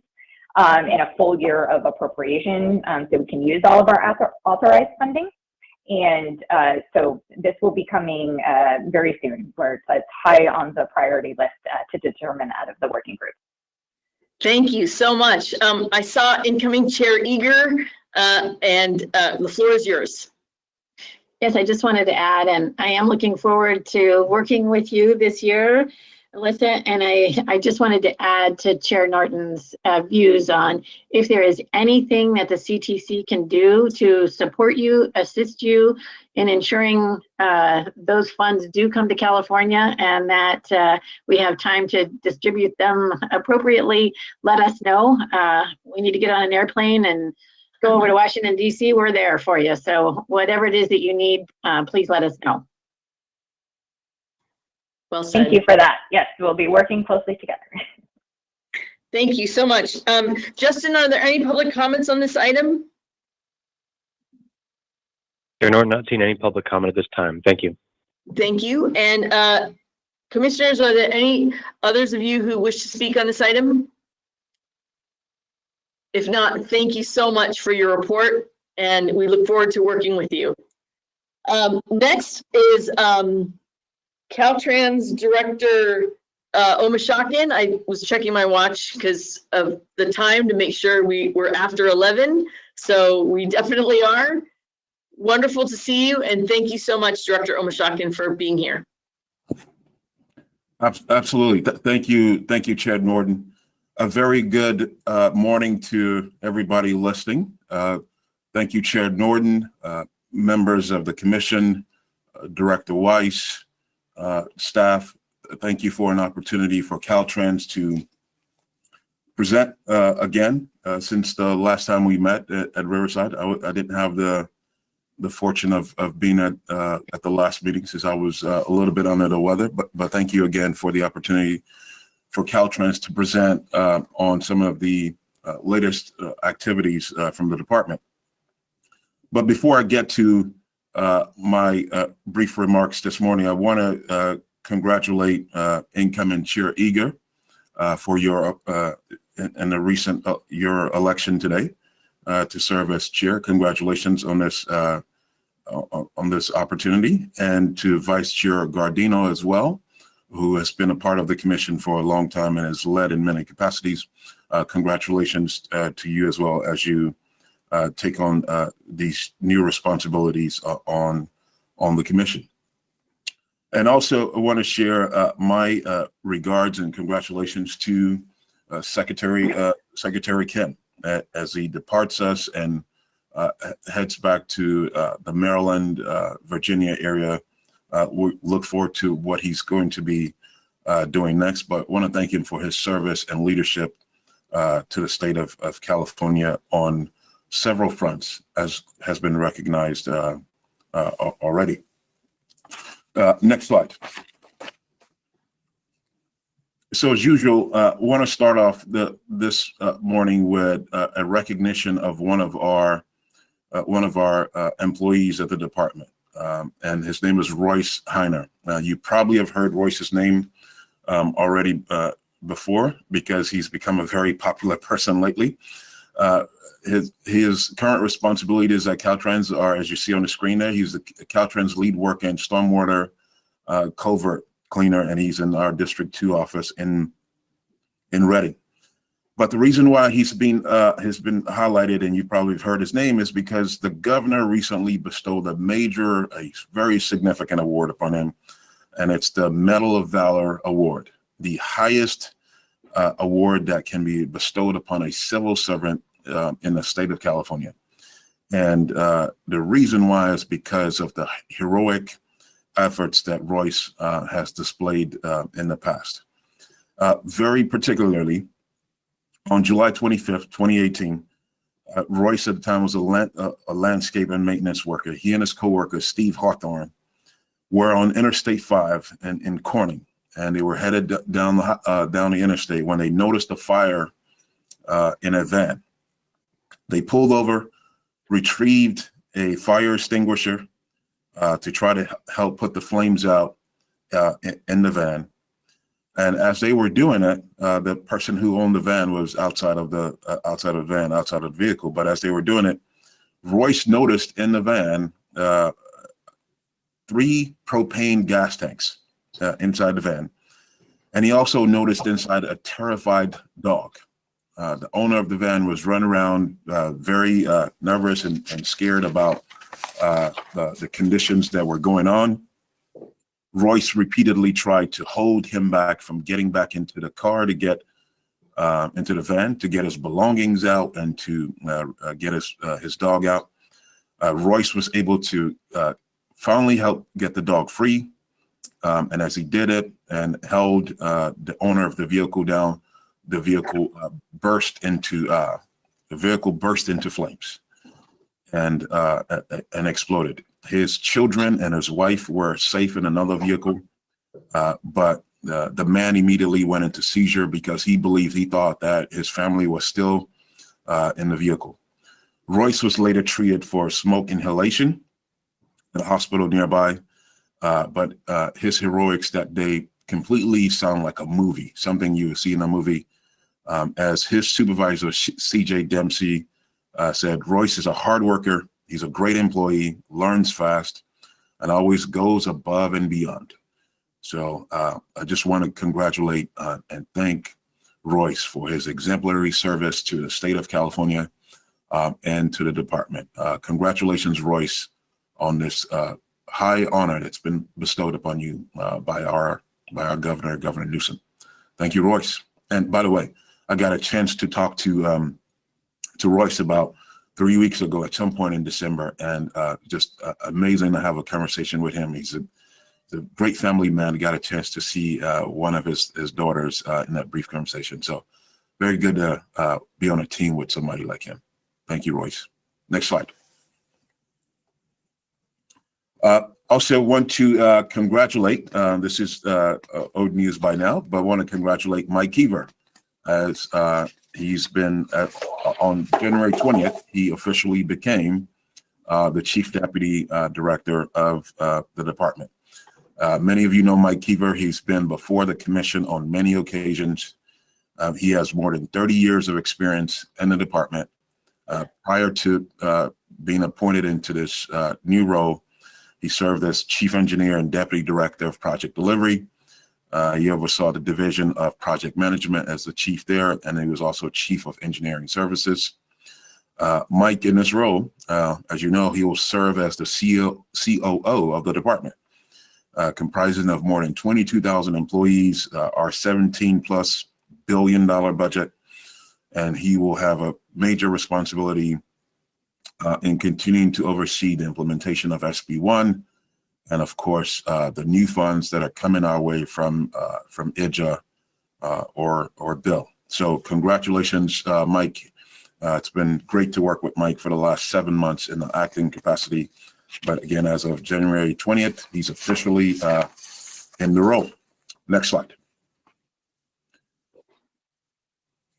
Also, congratulations to Tony Dank, who has been appointed Deputy Director of Sustainability for the department, also effective on January 20th. Tony's a graduate of Stanford University with a degree in comparative studies in race and ethnicity. He comes to the department. He's been in the department for a while now, but he came to the department with more than a decade of service in the nonprofit sector, brings a wealth of knowledge to the department in prior roles, including public policy on impacting transportation, climate change, racial equity, and social justice. So if you get a chance, send him an email or give him a ring. Major congratulations to Tony as he assumes this important responsibility for the department. Congrats, Tony. Next slide. Final staff appointment here, Ray Hopkins. I call him Major Hopkins. He's been appointed Acting Division Chief of Environmental Analysis after the retirement of Phil Stolasky. Ray graduated from the University of Arizona in Tucson with a degree in civil engineering. And he currently, as many people know, he's currently the Chief of the Division of Construction. Ray brings over 28 years of engineering experience to the department and leadership gained in the U.S. Marine Corps. Excited to have Ray act as the Acting Division Chief for the Environmental Analysis Division. So when you get a chance, congratulate Ray for taking on additional work for the department. Thanks, Ray. Next slide. So a brief update on 3 of our foundational principal areas as we continue to be of service to the state. Safety, climate action, and equity will continue to be the lens that we do all of our work through at the department. I can tell you, as has been mentioned already this morning, this is truly an unprecedented era and period that we're in. The policies that we are embracing as a transportation community at the state are very much in alignment with where the federal government is. And the funding coming our way and the policy alignment is making this a thrilling and an exciting period. Though there will be challenges. We have to deliver, we have to implement this vast amount of programming and funding that's coming our way, all of us, the commission, Caltrans, and high-speed rail and CalSTA, all of us will be challenged to deliver. But I can't think of a more exciting period in the history of this industry than what we have in front of us. So I mentioned challenges. One of the challenging areas will continue to be safety until we can start to see numbers go in a different direction.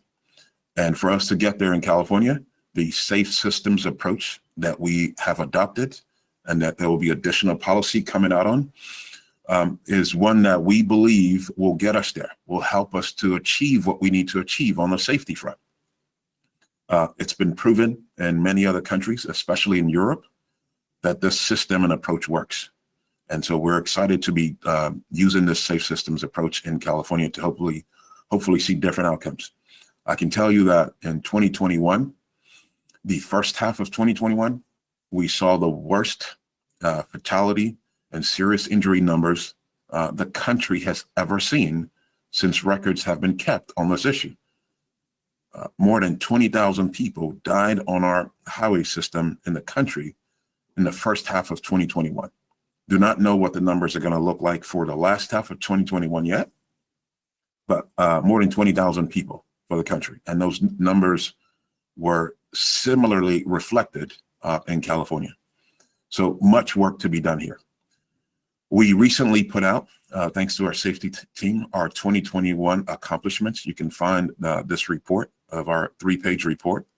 You see screenshots of it on the screen there, but you can find it on our website of the accomplishments that we achieved.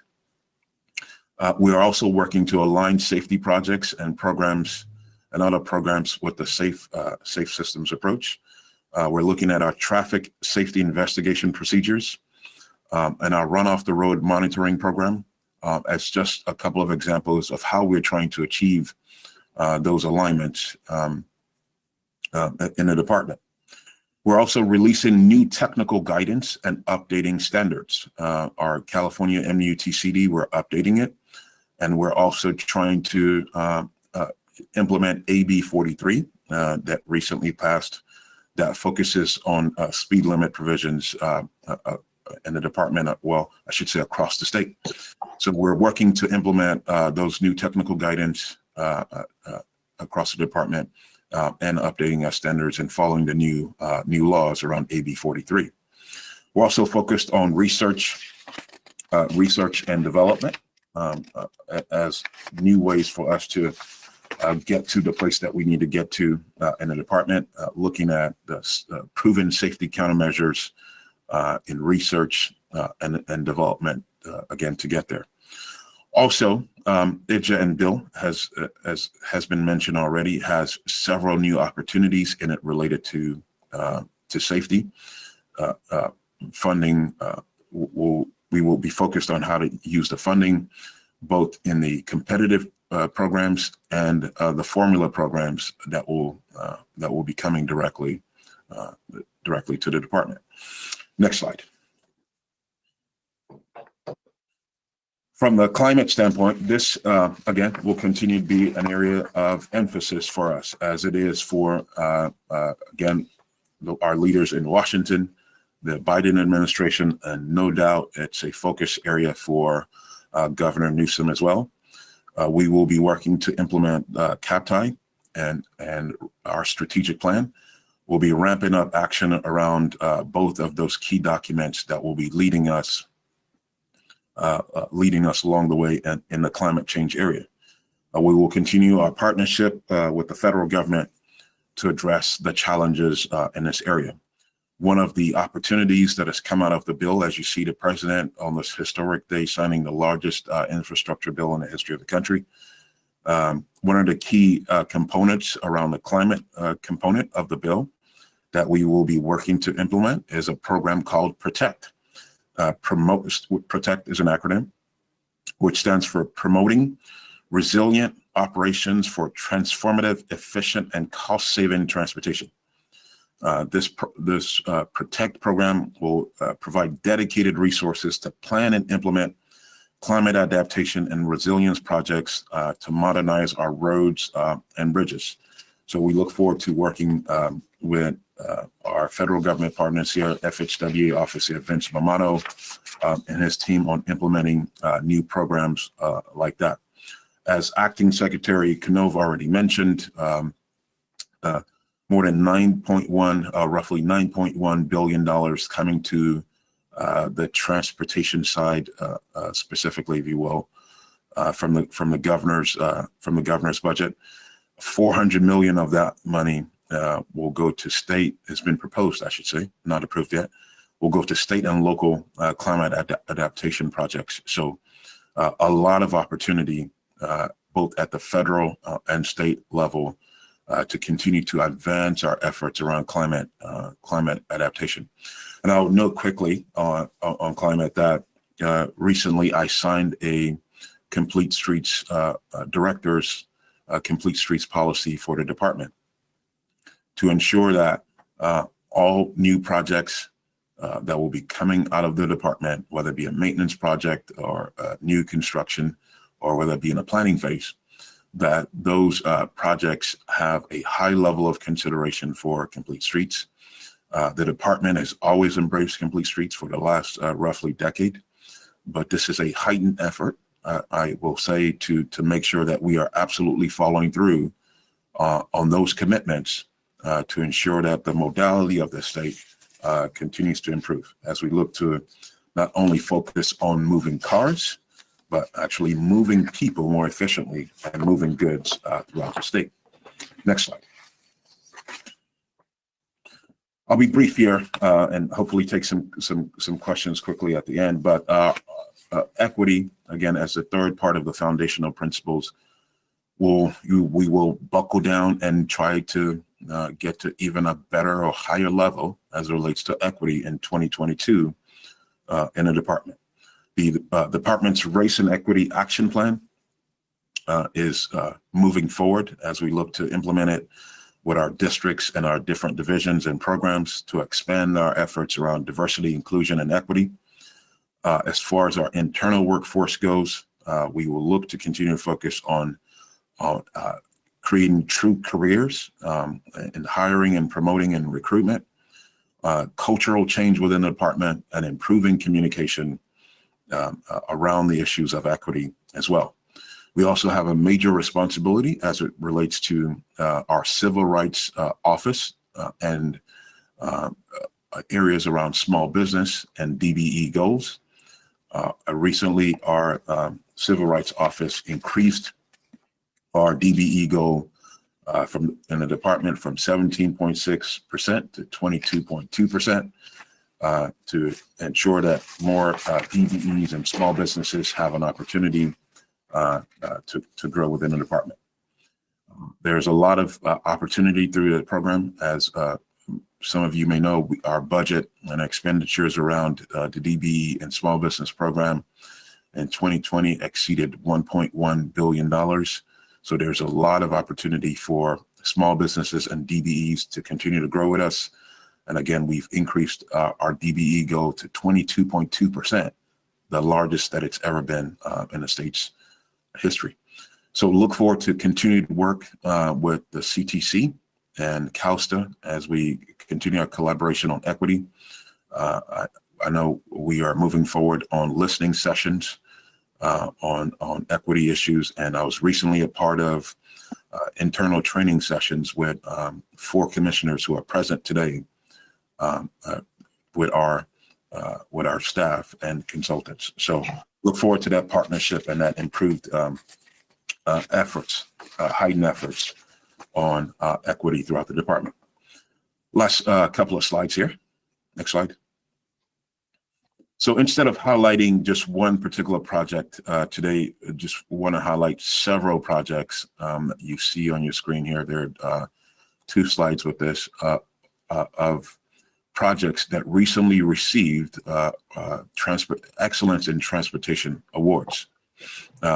These projects are helping us achieve many of the goals that have been mentioned this morning already, but you'll see here 11 projects and the different categories that they won the Excellence in Transportation Awards in, from intermodal and multimodal projects like the Coastal Rail Trail Segment, Phase 1, to stewardship of environment projects like the coastal rail trails in Encinitas. And if you go to the next slide, again, additional projects here, 11 in total that won awards, the Transportation and Excellence Awards, but are helping us to achieve many of the goals that we're looking to achieve, the outcomes that we're looking to achieve as a state. So congratulations to many of these, all of these, I should say, all of these recipients. Some of these projects are local projects that you see on your screen on the right there, and some of these projects are state projects as well. So just want to thank all the people involved in delivering these various projects to help us achieve many of the goals that we're looking to achieve as a state. Congratulations. With that, Madam Chair, Chair Norton, thank you for the opportunity to provide a brief update on just a few of the many things going on in the department at Caltrans. Thank you. Absolutely. Quite a voluminous list, and congratulations to you and your team members on their promotions and awards. We have commissioners who wish to speak. I'm going to start with Commissioner Liu, and then I have Commissioner Inman and Commissioner Falcone. Thank you, Madam Chair and Director Omashaka, and thanks for that story about the hero you have. I mean, that's just an incredible story. I wasn't aware of it. I'm glad you shared that.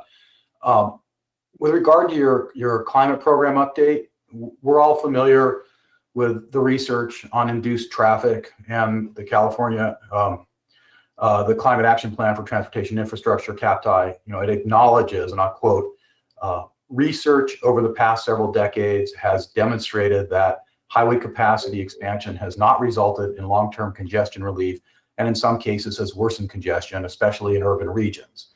And CAPTI goes on to say, as a result, we cannot continue the same pattern of highway expansion in California and expect different results. Then it dictates, when addressing congestion, consider alternatives to highway capacity expansion, such as providing multimodal options in the corridor, employing pricing strategies, and using technology to optimize operations. Yet, every time I sit down with our meeting materials, I discover at least one new highway capacity expansion project in an urban area that I wasn't aware of. So I guess my question to you, Director Omashaka, is what is going on with all of these urban highway projects adding general purpose lanes, and how do you plan to make these projects consistent with what, as you acknowledge, the federal government is asking for and what we have in CAPTI? Yeah, thank you, Commissioner Liu, for that very, very good question. But before I respond, let me say quickly, thank you for again your advice to me several months ago now, more than a year ago now, to continue to highlight members of our staff that do incredible work. I've been really impressed by Royce, and so thank you for that idea, and a shout out from you again to him and his heroic work. So to your question, look, it's not going to be an easy lift for us as a department, but this is absolutely where we're focused and where we have to go.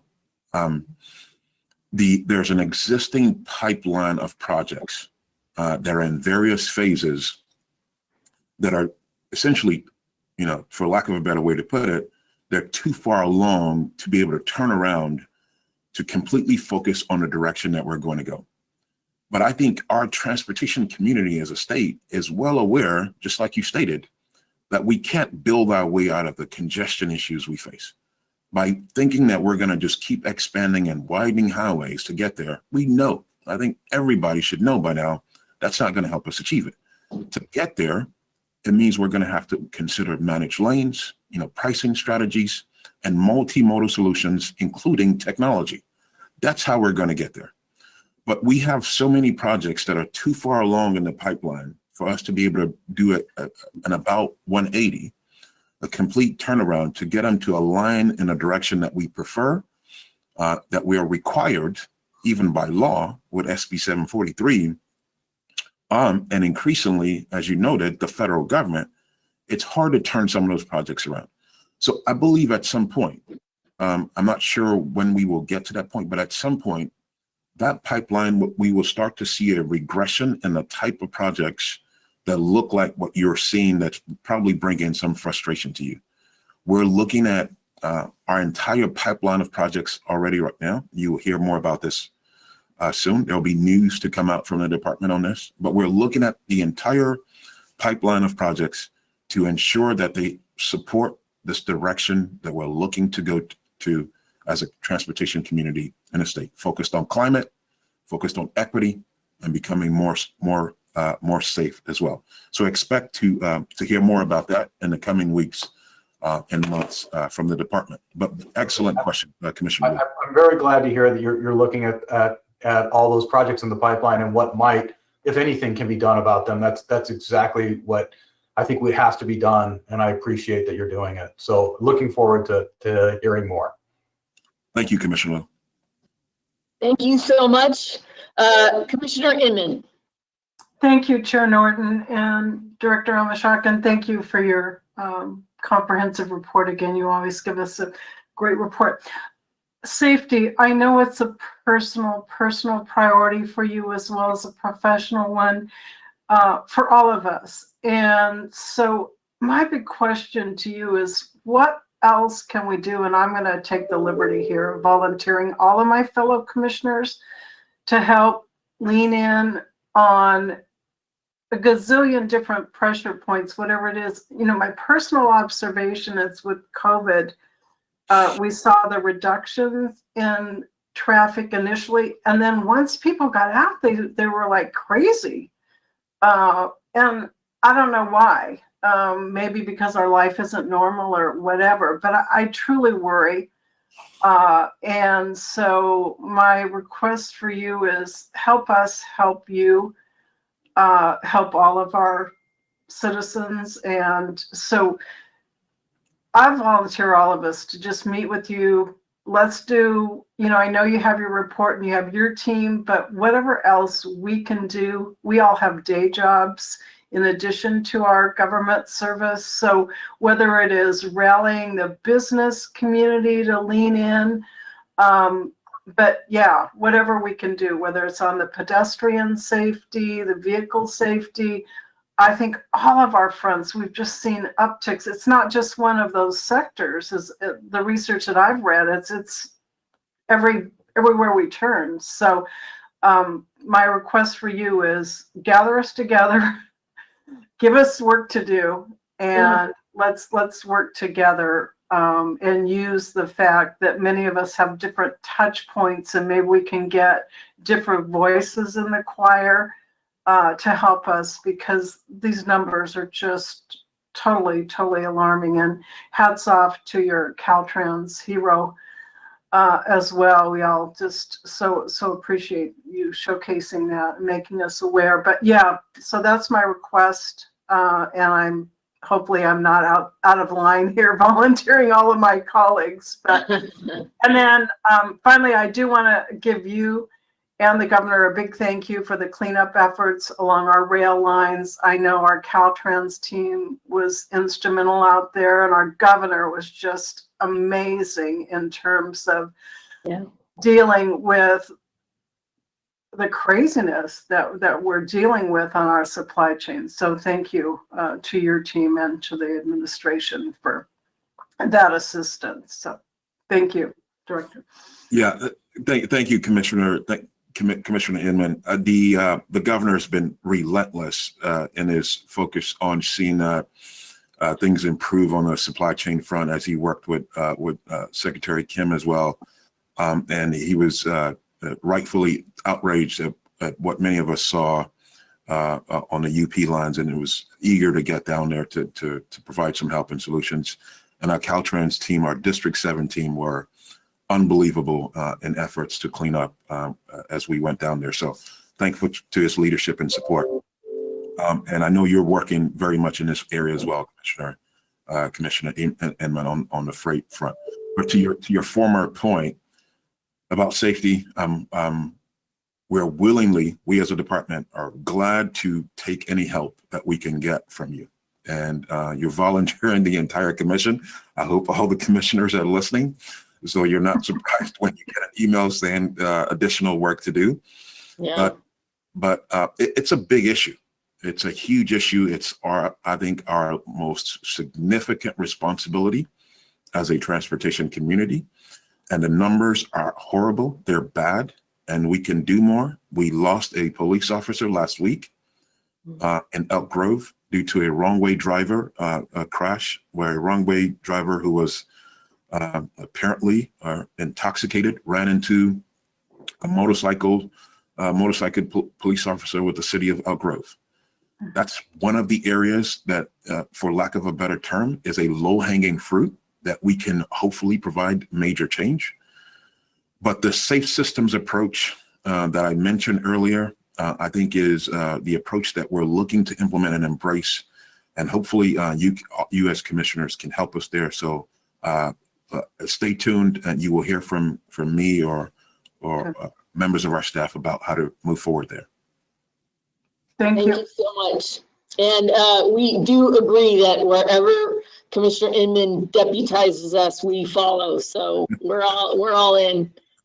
Commissioner Falcone.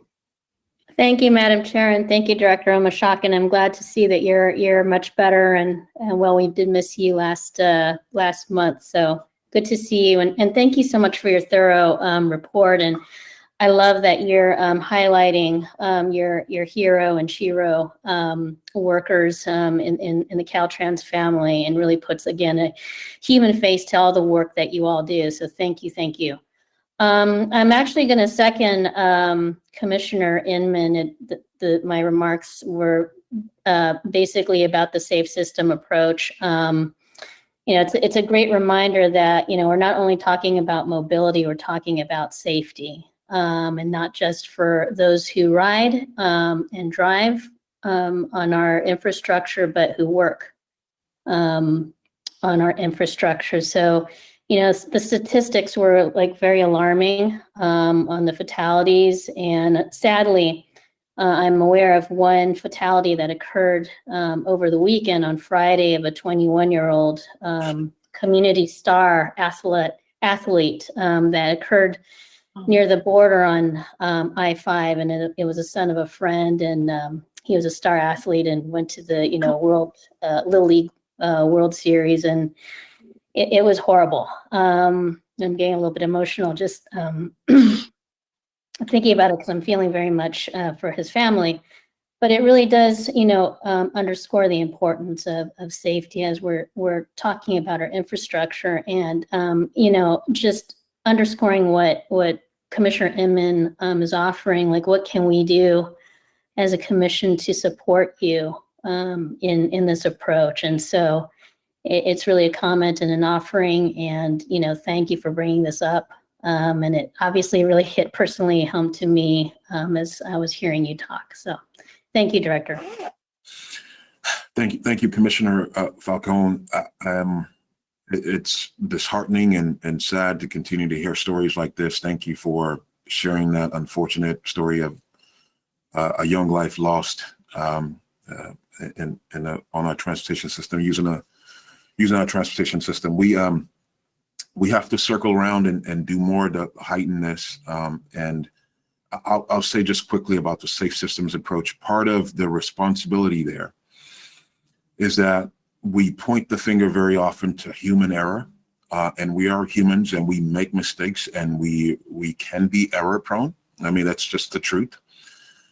But we can do more to harden our infrastructure or make our infrastructure safer as we have those errors, as we make mistakes, to see that, as those mistakes happen, that it doesn't necessarily mean it's the end of life for somebody who's on the system. But 10 people a day is way too much, and I'm hoping that we can start to see those numbers turn around. But we will call upon you to assist us along the way as we can. So thank you again, Commissioner Falcone. Happy to help, sir. Thank you. Thank you. Justin, do we have any public comment on this item? Chair Norton, I'm not seeing any public comment at this time. Thank you. Thank you so much. Hearing none, we want to thank you, Director Omashakin, for your very thorough report, and we look forward to working with you as we've just volunteered to be deputized. So thanks again.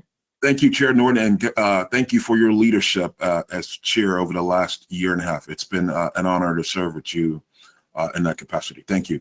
Very kind of you. The feeling's mutual. Thanks again. And we are moving on to item 9, the FHWA California Deputy Division Administrator, Paul Schneider.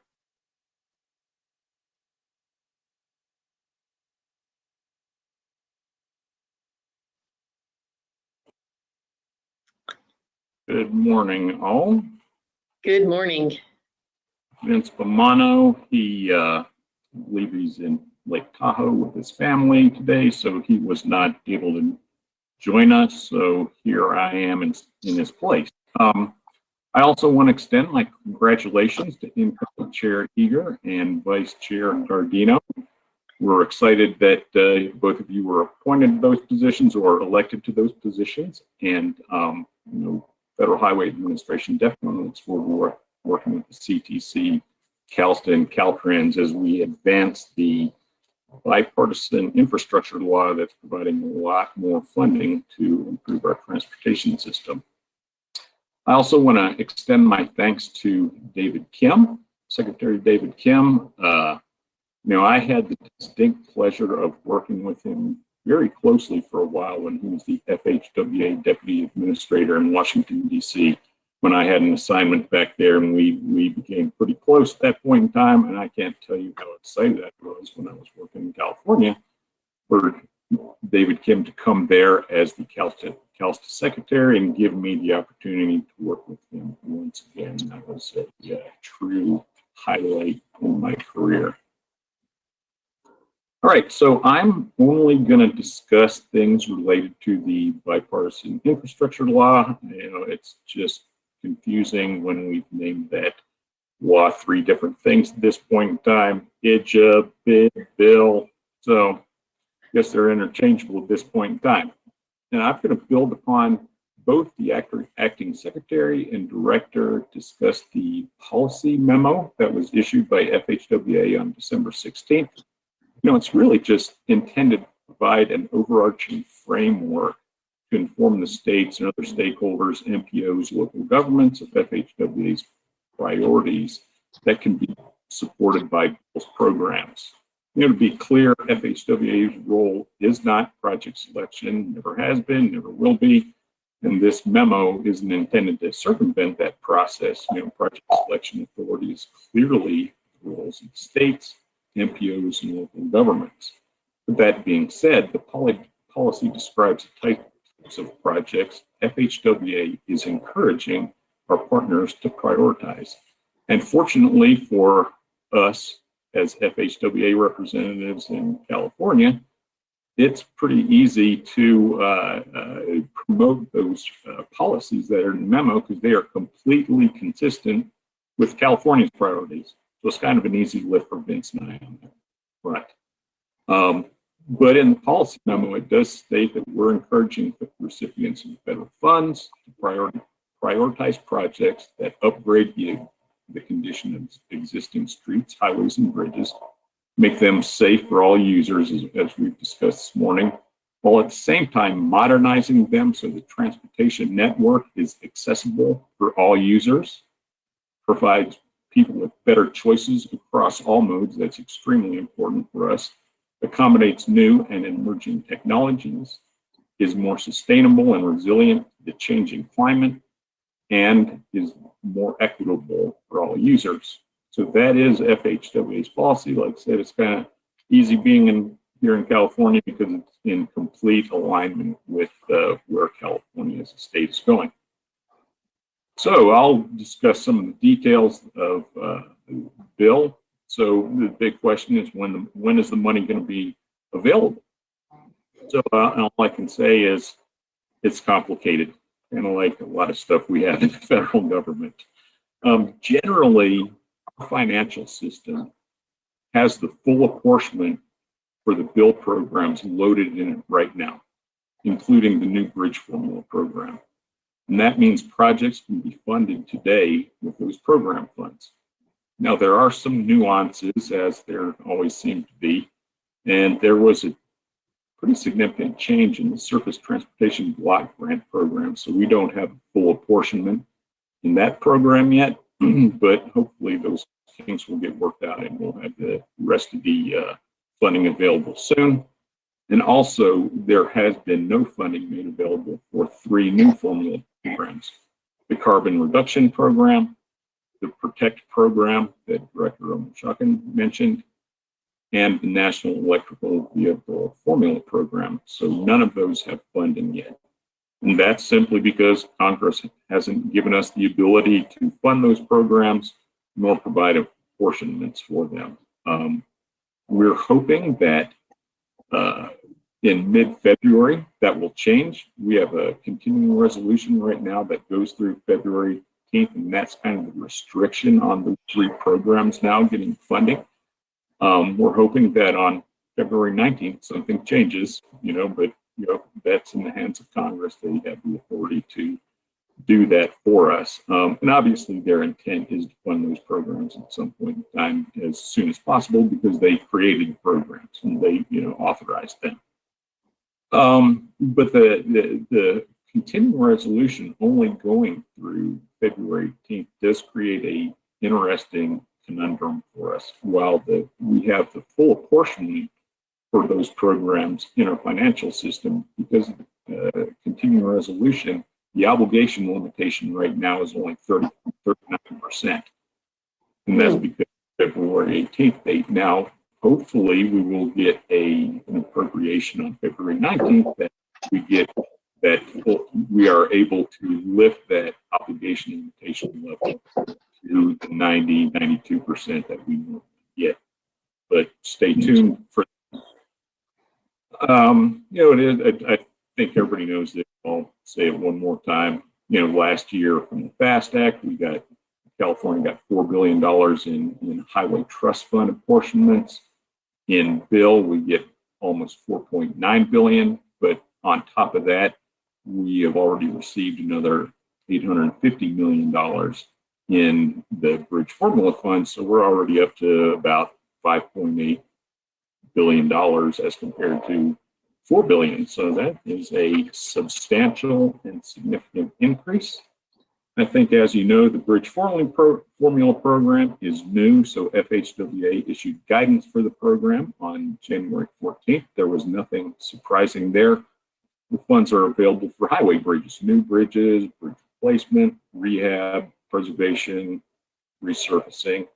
There is a limitation on that bridge program. Bicycle and pedestrian only bridges are not eligible because they are non-highway bridges. However, there are a number of other FHWA programs that can be used to fund those types of bridges, pedestrian and bicycle only. So sometimes it's a matter of just figuring out what the proper funding source is, a little bit like a shell game at times.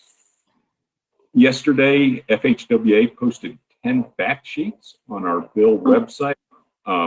One of them responds a little bit to what was said earlier by the commissioners. One describes the calculations to establish the program's amount for each portion program for the states.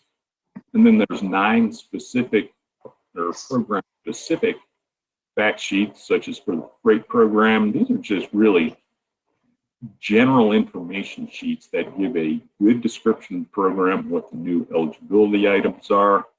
They discuss some of the characteristics of the program, such as set aside, transferability, federal share, and other unique aspects for those programs. And as more fact sheets become available for the other bill programs, we'll inform CalSTA and Caltrans. And CalSTA has really been good about posting all of FHWA's notices and information on bill on their website. So I'm sure that CalSTA will have those 10 fact sheets posted on their website very shortly. I wouldn't be surprised if they have them up there today or tomorrow. I won't commit that for them, but that's my guess.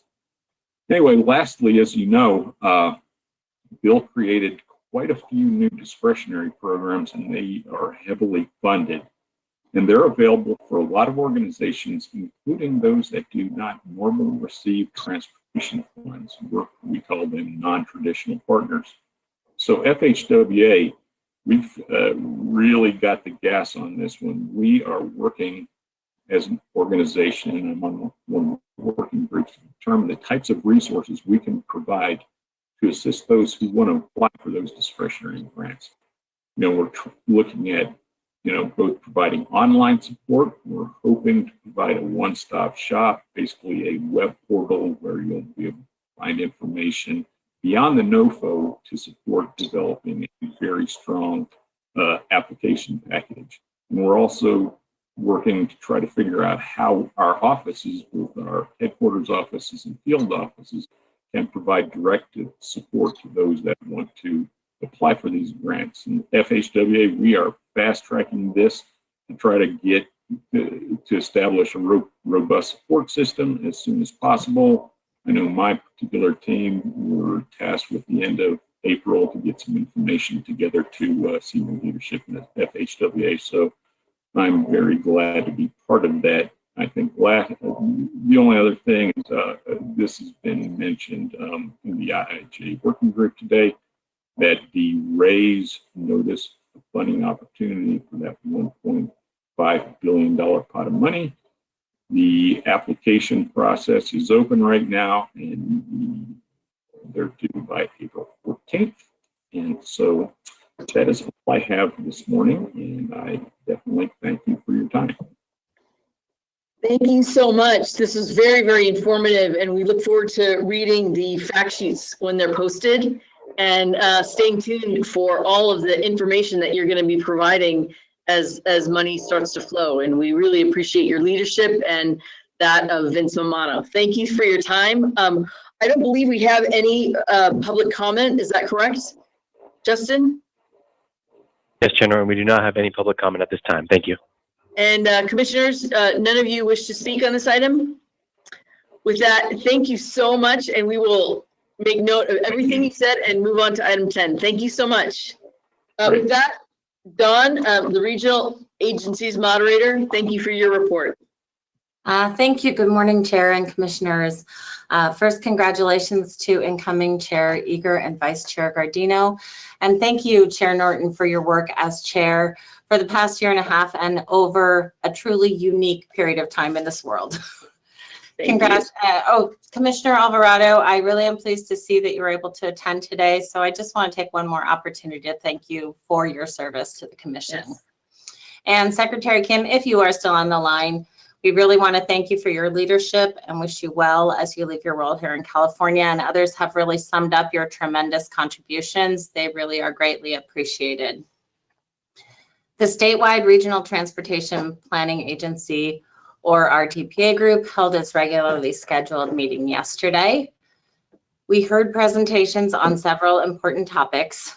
We began with an update on California's implementation of the bipartisan infrastructure law.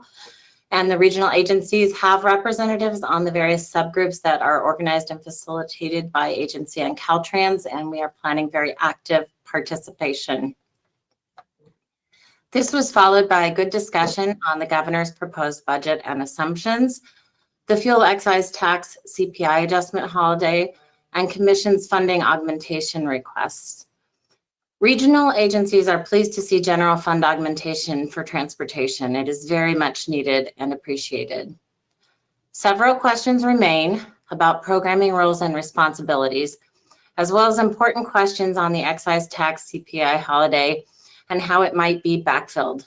We heard that the local agency funding might be potentially backfilled, but perhaps not the State Transportation Improvement Program, or STIP. And this is a significant concern. As transportation entities and partners in delivering mobility options to Californians, regional planning agencies rely on the STIP to fund projects critical to achieving goals laid out in our sustainable community strategies and critical to meeting regional and state goals. And we strongly support keeping the STIP whole. Next, the group received updates from Commission staff on active transportation, the active transportation program, State Transportation Improvement Program hearings, the State Highway Operation and Protection Program draft guidelines and hearings, and an update on guidelines development for various Senate Bill 1 programs. It was good to hear the site visits have been so successful for the active transportation program cycle, and that staff is trying to set aside office hours for other Senate Bill 1 programs. We also received some important updates from Caltrans, including a presentation on an interregional transportation strategic plan addendum and planned stakeholder engagement, updates to the Caltrans Complete Streets policy, and Caltrans project prioritization framework for cycle 3 of Senate Bill 1. We really appreciate the clarity and the transparency provided.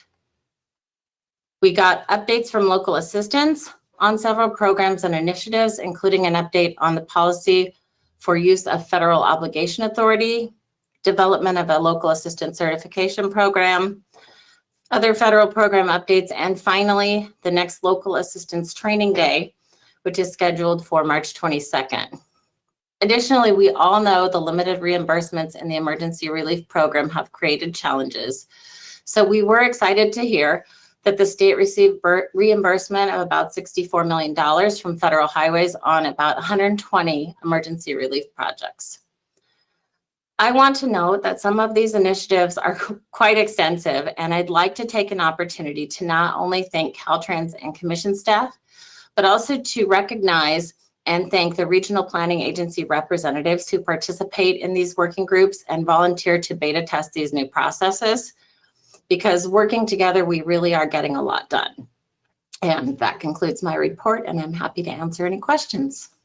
Thank you so much for your leadership and for your important contributions to this conversation. I don't see that we have any public comment. Commissioners, are there any other questions you have? We really appreciate your point about the STIP, and thank you so much for your continued advocacy as we move forward on the budget issues. All right. With that, please, thank you for all you and your team. With that, we're going to go to item 11, Rural Counties Task Force Chair, Woodrow Deloria. Good afternoon, Chair Norton, and thank you. This is Woodrow Deloria, the Chair of the Rural Counties Task Force and the Executive Director of the El Dorado County Transportation Commission. First, I'd like to thank you, Chair Norton, and thank you for your leadership over the past year and a half, along with Vice Chair Alvarado. Congratulations to the newly elected Chair Eber and Vice Chair Guardino. Secretary Kim, thank you for your partnership with our rural agencies and leadership during your tenure with the agency. Really appreciate all of you in your leadership role, various leadership roles over the last couple of years. The Rural Counties Task Force met on January 21st for our first meeting of the year to discuss a wide array of transportation planning and programming issues that are facing our 26 rural counties.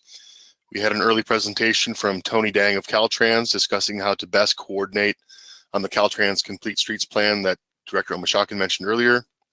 We really appreciate this outreach and partnership, as many of our rural cities and towns have a state highway bisecting the community, which really serves as the main street and oftentimes the only commercial corridor in that community. Aaron Thompson of Caltrans provided us with an update on the implementation of CAPTI in an effort to coordinate with rural counties through a Sustainable Rural Transportation Solutions workshop that will be hosted by the California State Transportation Agency, Caltrans, and the Rural Counties Task Force sometime in April. We appreciate this initial consultation and development of the agenda for this workshop to ensure that rural counties have the greatest opportunity to really contribute to the purpose and intent of CAPTI while providing transportation improvements which align with the needs of our rural regions. Kathleen Hanley from Caltrans, who is managing the ITSP update, provided us with a presentation on the ITSP addendum, and we really appreciate that coordination. Kathleen and Scott Scour have gone above and beyond to reach out to rural counties to involve us in that effort. And as always, your staff, CTC staff, provided us with an update on the upcoming funding rounds and guidelines that are being developed for the many programs for which you have oversight in the coming year. And that concludes my report. I'd be happy to answer any questions. Thank you so much.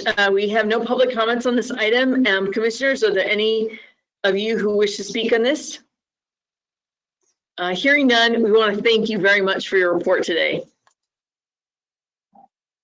With that, we're going to move to item 12, the Self-Help Counties Coalition Executive Director, Keith Dunn. Keith?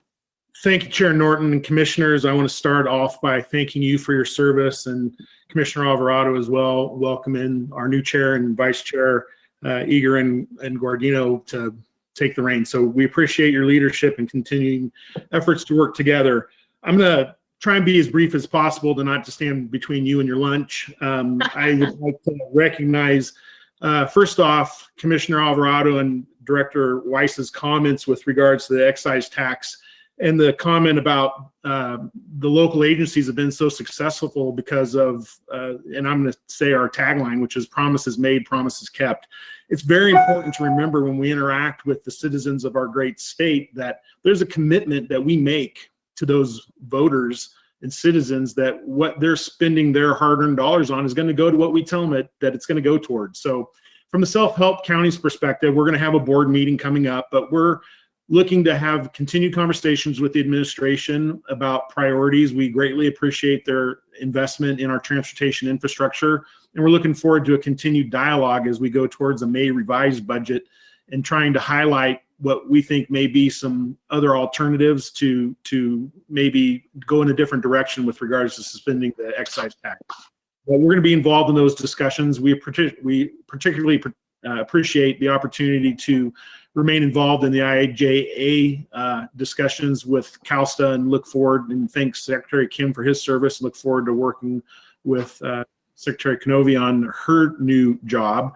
That process, as has been explained, is going to take some time. It's critically important that the regional agencies, local agencies, the state together look to find the best opportunity to leverage those funds and to utilize them as responsibly as possible as stewards of our citizens. So, you know, our local agencies stand ready to deliver projects. We are the majority of the funding in the state of California.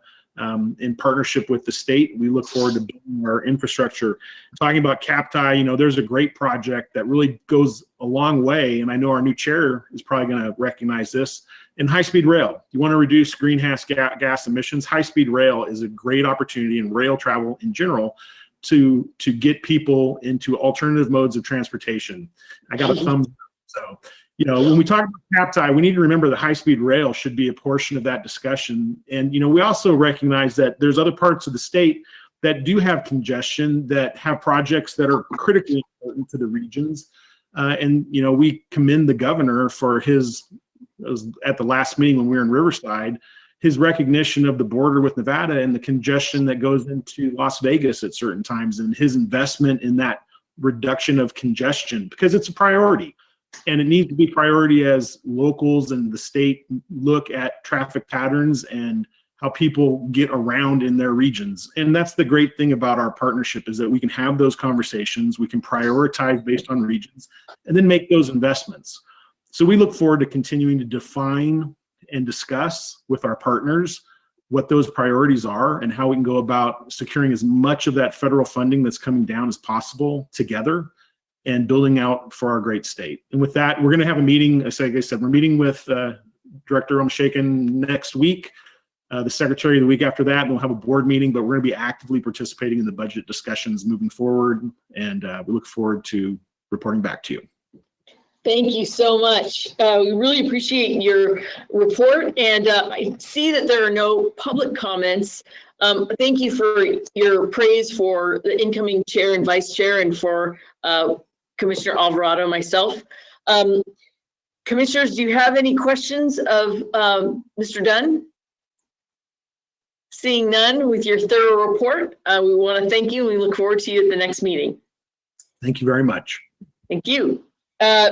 All right, we are on item 13, the Equity Advisory Roundtable update. Randy Torres Van Vliek.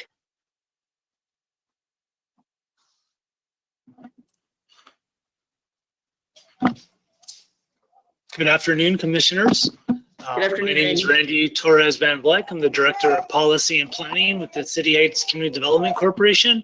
And we're based in San Diego, which is traditional Kumeyaay land. I'm honored to serve on the CTC Equity Advisory Roundtable and happy to volunteer to present today's updates. Our first meeting of the year and 5th overall since our formation is taking place next Thursday, February 3rd from 9 a.m. to noon. Our meeting took place on October 28th. So we've not yet met as a roundtable since the TTC meetings in November or December. Given that, I'll share a quick recap of our October and September meeting, while also using the opportunity to share a San Diego regional update from a perspective of equity. In September, the roundtable hosted a panel discussion with Naila Pope-Hardin, Ria Oakshas, Tamika Butler, Jane Clough from Sandag, and myself about best practices regarding the formation and focus of advisory committees. In October, Stephanie Ramirez facilitated a rich discussion about accountability and effective communication between non-governmental orgs and government agencies. And the intent of both of the September panel and the October discussion was to inform the creation of the statewide interagency equity advisory committee. On November 4th, at the joint CARB CTC HCD meeting, you heard a presentation by Dr. Destiny Thomas from Thrive-Ins Group about their work around anti-displacement planning that they've led in Fresno. And at that same meeting, City 8 CDC Director Laura Ann Fernie and I presented an overview of our transportation equity and affordable housing work. And we highlighted a CARB STEP grant-funded initiative to develop, work with community members to create development without displacement statement and strategy. We're really excited for this update. On December 10th, the Sandag Regional Plan was approved by the Board of Directors. This was the third regional plan I've been a part of since the very beginning of the process. And the 2021 regional plan is by far the most forward-thinking, innovative, equity-centered, and community-shaped regional plan that our region has benefited from. And it's really the bold vision that we feel our region and the state needs. Sandag's own social equity working group and the San Diego Transportation Equity Working Group, which is a coalition of orgs, we're thrilled that the regional plan adopts a community-shaped platform called the 10 Transit Lifelines. This calls for new underground high-speed commuter rail lines like the Purple Line, youth opportunity bus passes, improved access to restrooms, late night and frequent transit, and anti-displacement strategies, and the Blue Line Express, so investing in our existing highly popular light rail line that connects our border communities. A bus on shoulder pilot is also moving forward on the 805 and 94 freeways. We're eager for the upcoming launch of this innovative approach for improving transit mobility. And there's really an incredible story here. From 2008 to 2014, the 94 freeway express lanes project was to widen the 94 in environmental justice communities. And unfortunately, at that time, there were no real benefits for impacted communities. So community members like City 8, Environmental Health Coalition, and leaders in the impacted area came together to shape their own community vision for the corridor. And we were able to get the support after a lot of organizing and advocacy for a transit priority alternative for the 94 instead. Years later, we got a plan approved for a new approach that would really study innovative transit solutions like general purpose to HOV lane conversions, inline bus stations. And we're excited that a bus shoulder pilot came out of that work, and that pilot is running now. The MTS is running trials. Now they're testing it out, and it's going to launch actually tomorrow. Today, I believe, is the final launch. Really excited for that. $31 million investment that's going to inform statewide and federal initiatives. Just the last few updates. Last fall, we were excited that Sandag was able to allocate $8 million for early action projects that advance equity. So they formed the Transit Pilot Equity Working Group to find ways that we can improve projects in the near term. One of the things that they were able to fund is youth opportunity bus passes, so free transit for everyone 18 and under in the whole region, late night transit, more frequent transit. And finally, I'd like to, MTS is just launched a new social equity listening session. And my last update is this. I'd like to invite all the commissioners to a bike ride we're organizing in San Diego, February 12th. It's called Creek to Bay Community Bike Ride, and we're riding from New Roots Garden in City Heights, which was visited by former First Lady Michelle Obama. And we're riding from that garden to the Transportation Expo in Southeast San Diego, and eventually to Chicano Park. which is underneath the 5 freeway. Powerful story there around community resilience. And then we're riding all the way to the Bay. And we're doing that to highlight the need for equitable coastal access for our planning and policy making. So I leave that just as an important consideration and metric for coastal cities, which is thinking about how communities can get to the coast and what ways the CTC and other agencies can help. And our next meeting is next week for the CTC Equity Advisory Roundtable. Thanks so much for the opportunity to share. Thank you so much. It looks like we have some commissioners who wish to speak. Incoming Vice Chair Gardino. That's okay. You complimented me and insulted Bobby. Randy, thank you for the update and for the invitation for the bike ride. Is that bike ride during our commission meetings in San Diego, or is that a different time frame? Oh, it's on Saturday, February 12th. We're going to meet at 11 a.m. And I'll be happy to send the flyer out to CTC staff so that can be circulated. Thank you, Randy. I was hoping it was going to coincide with our visit down there. To your point, though, is it possible, Randy, to consider an additional one when we're there in March? Additional ride? Yeah, we can look into that. Yeah, happy to chat with CTC staff about that offline and figure out what we can do to create a tour, and also Commissioner Falcon as well. So happy to engage on that idea. Thank you so much. Thank you, Chair Norton. Yes, I saw Director Weiss on briefly, and if he wanted to come on, and in the meantime, I see Commissioner Falcon. Did you have any remarks or input, Commissioner? Yes, thank you, Madam Chair. I just want to thank Randy and his colleagues at the Equity Roundtable for all their work, and appreciate the report. I like to think of the work that they're doing is action in equity. It's not just, concepts, ideas. We're seeing equity work, really happening in a tangible way, and as great models for future work that we should be doing statewide. And so, we look forward to engaging your group more and more as we integrate equity into the decisions that we make and the policies that we're talking about. So thank you. And I love the idea. It looks like we're going to need a longer hearing time in San Diego, assuming we're going to be actually meeting together. It's starting to sound more and more that we're going to do that, but I love the idea of a bike ride point 2 with the commission. So great idea. Thank you, Madam Chair, and thank you, Randy, for being here and participating today.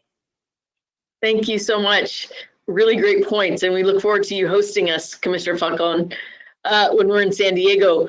One of the things I wanted to say was that this roundtable, we are participating as commissioners to be there to learn and listen, and it's been extraordinary. And we just want to thank you all for leaning in and getting prepared for the listening sessions and really providing such provocative information and presentations. And each one of these meetings has been really extraordinary, and we want to thank you and look forward to the meeting next week on the 3rd. With that, I don't see any other commissioners who wish to speak, nor do we have any public comment. So I am going to end this item. I want to thank you very much for your presentation, Randy, and we are going to break for lunch and come back at 1 p.m. Thank you so much, everyone. See you at 1.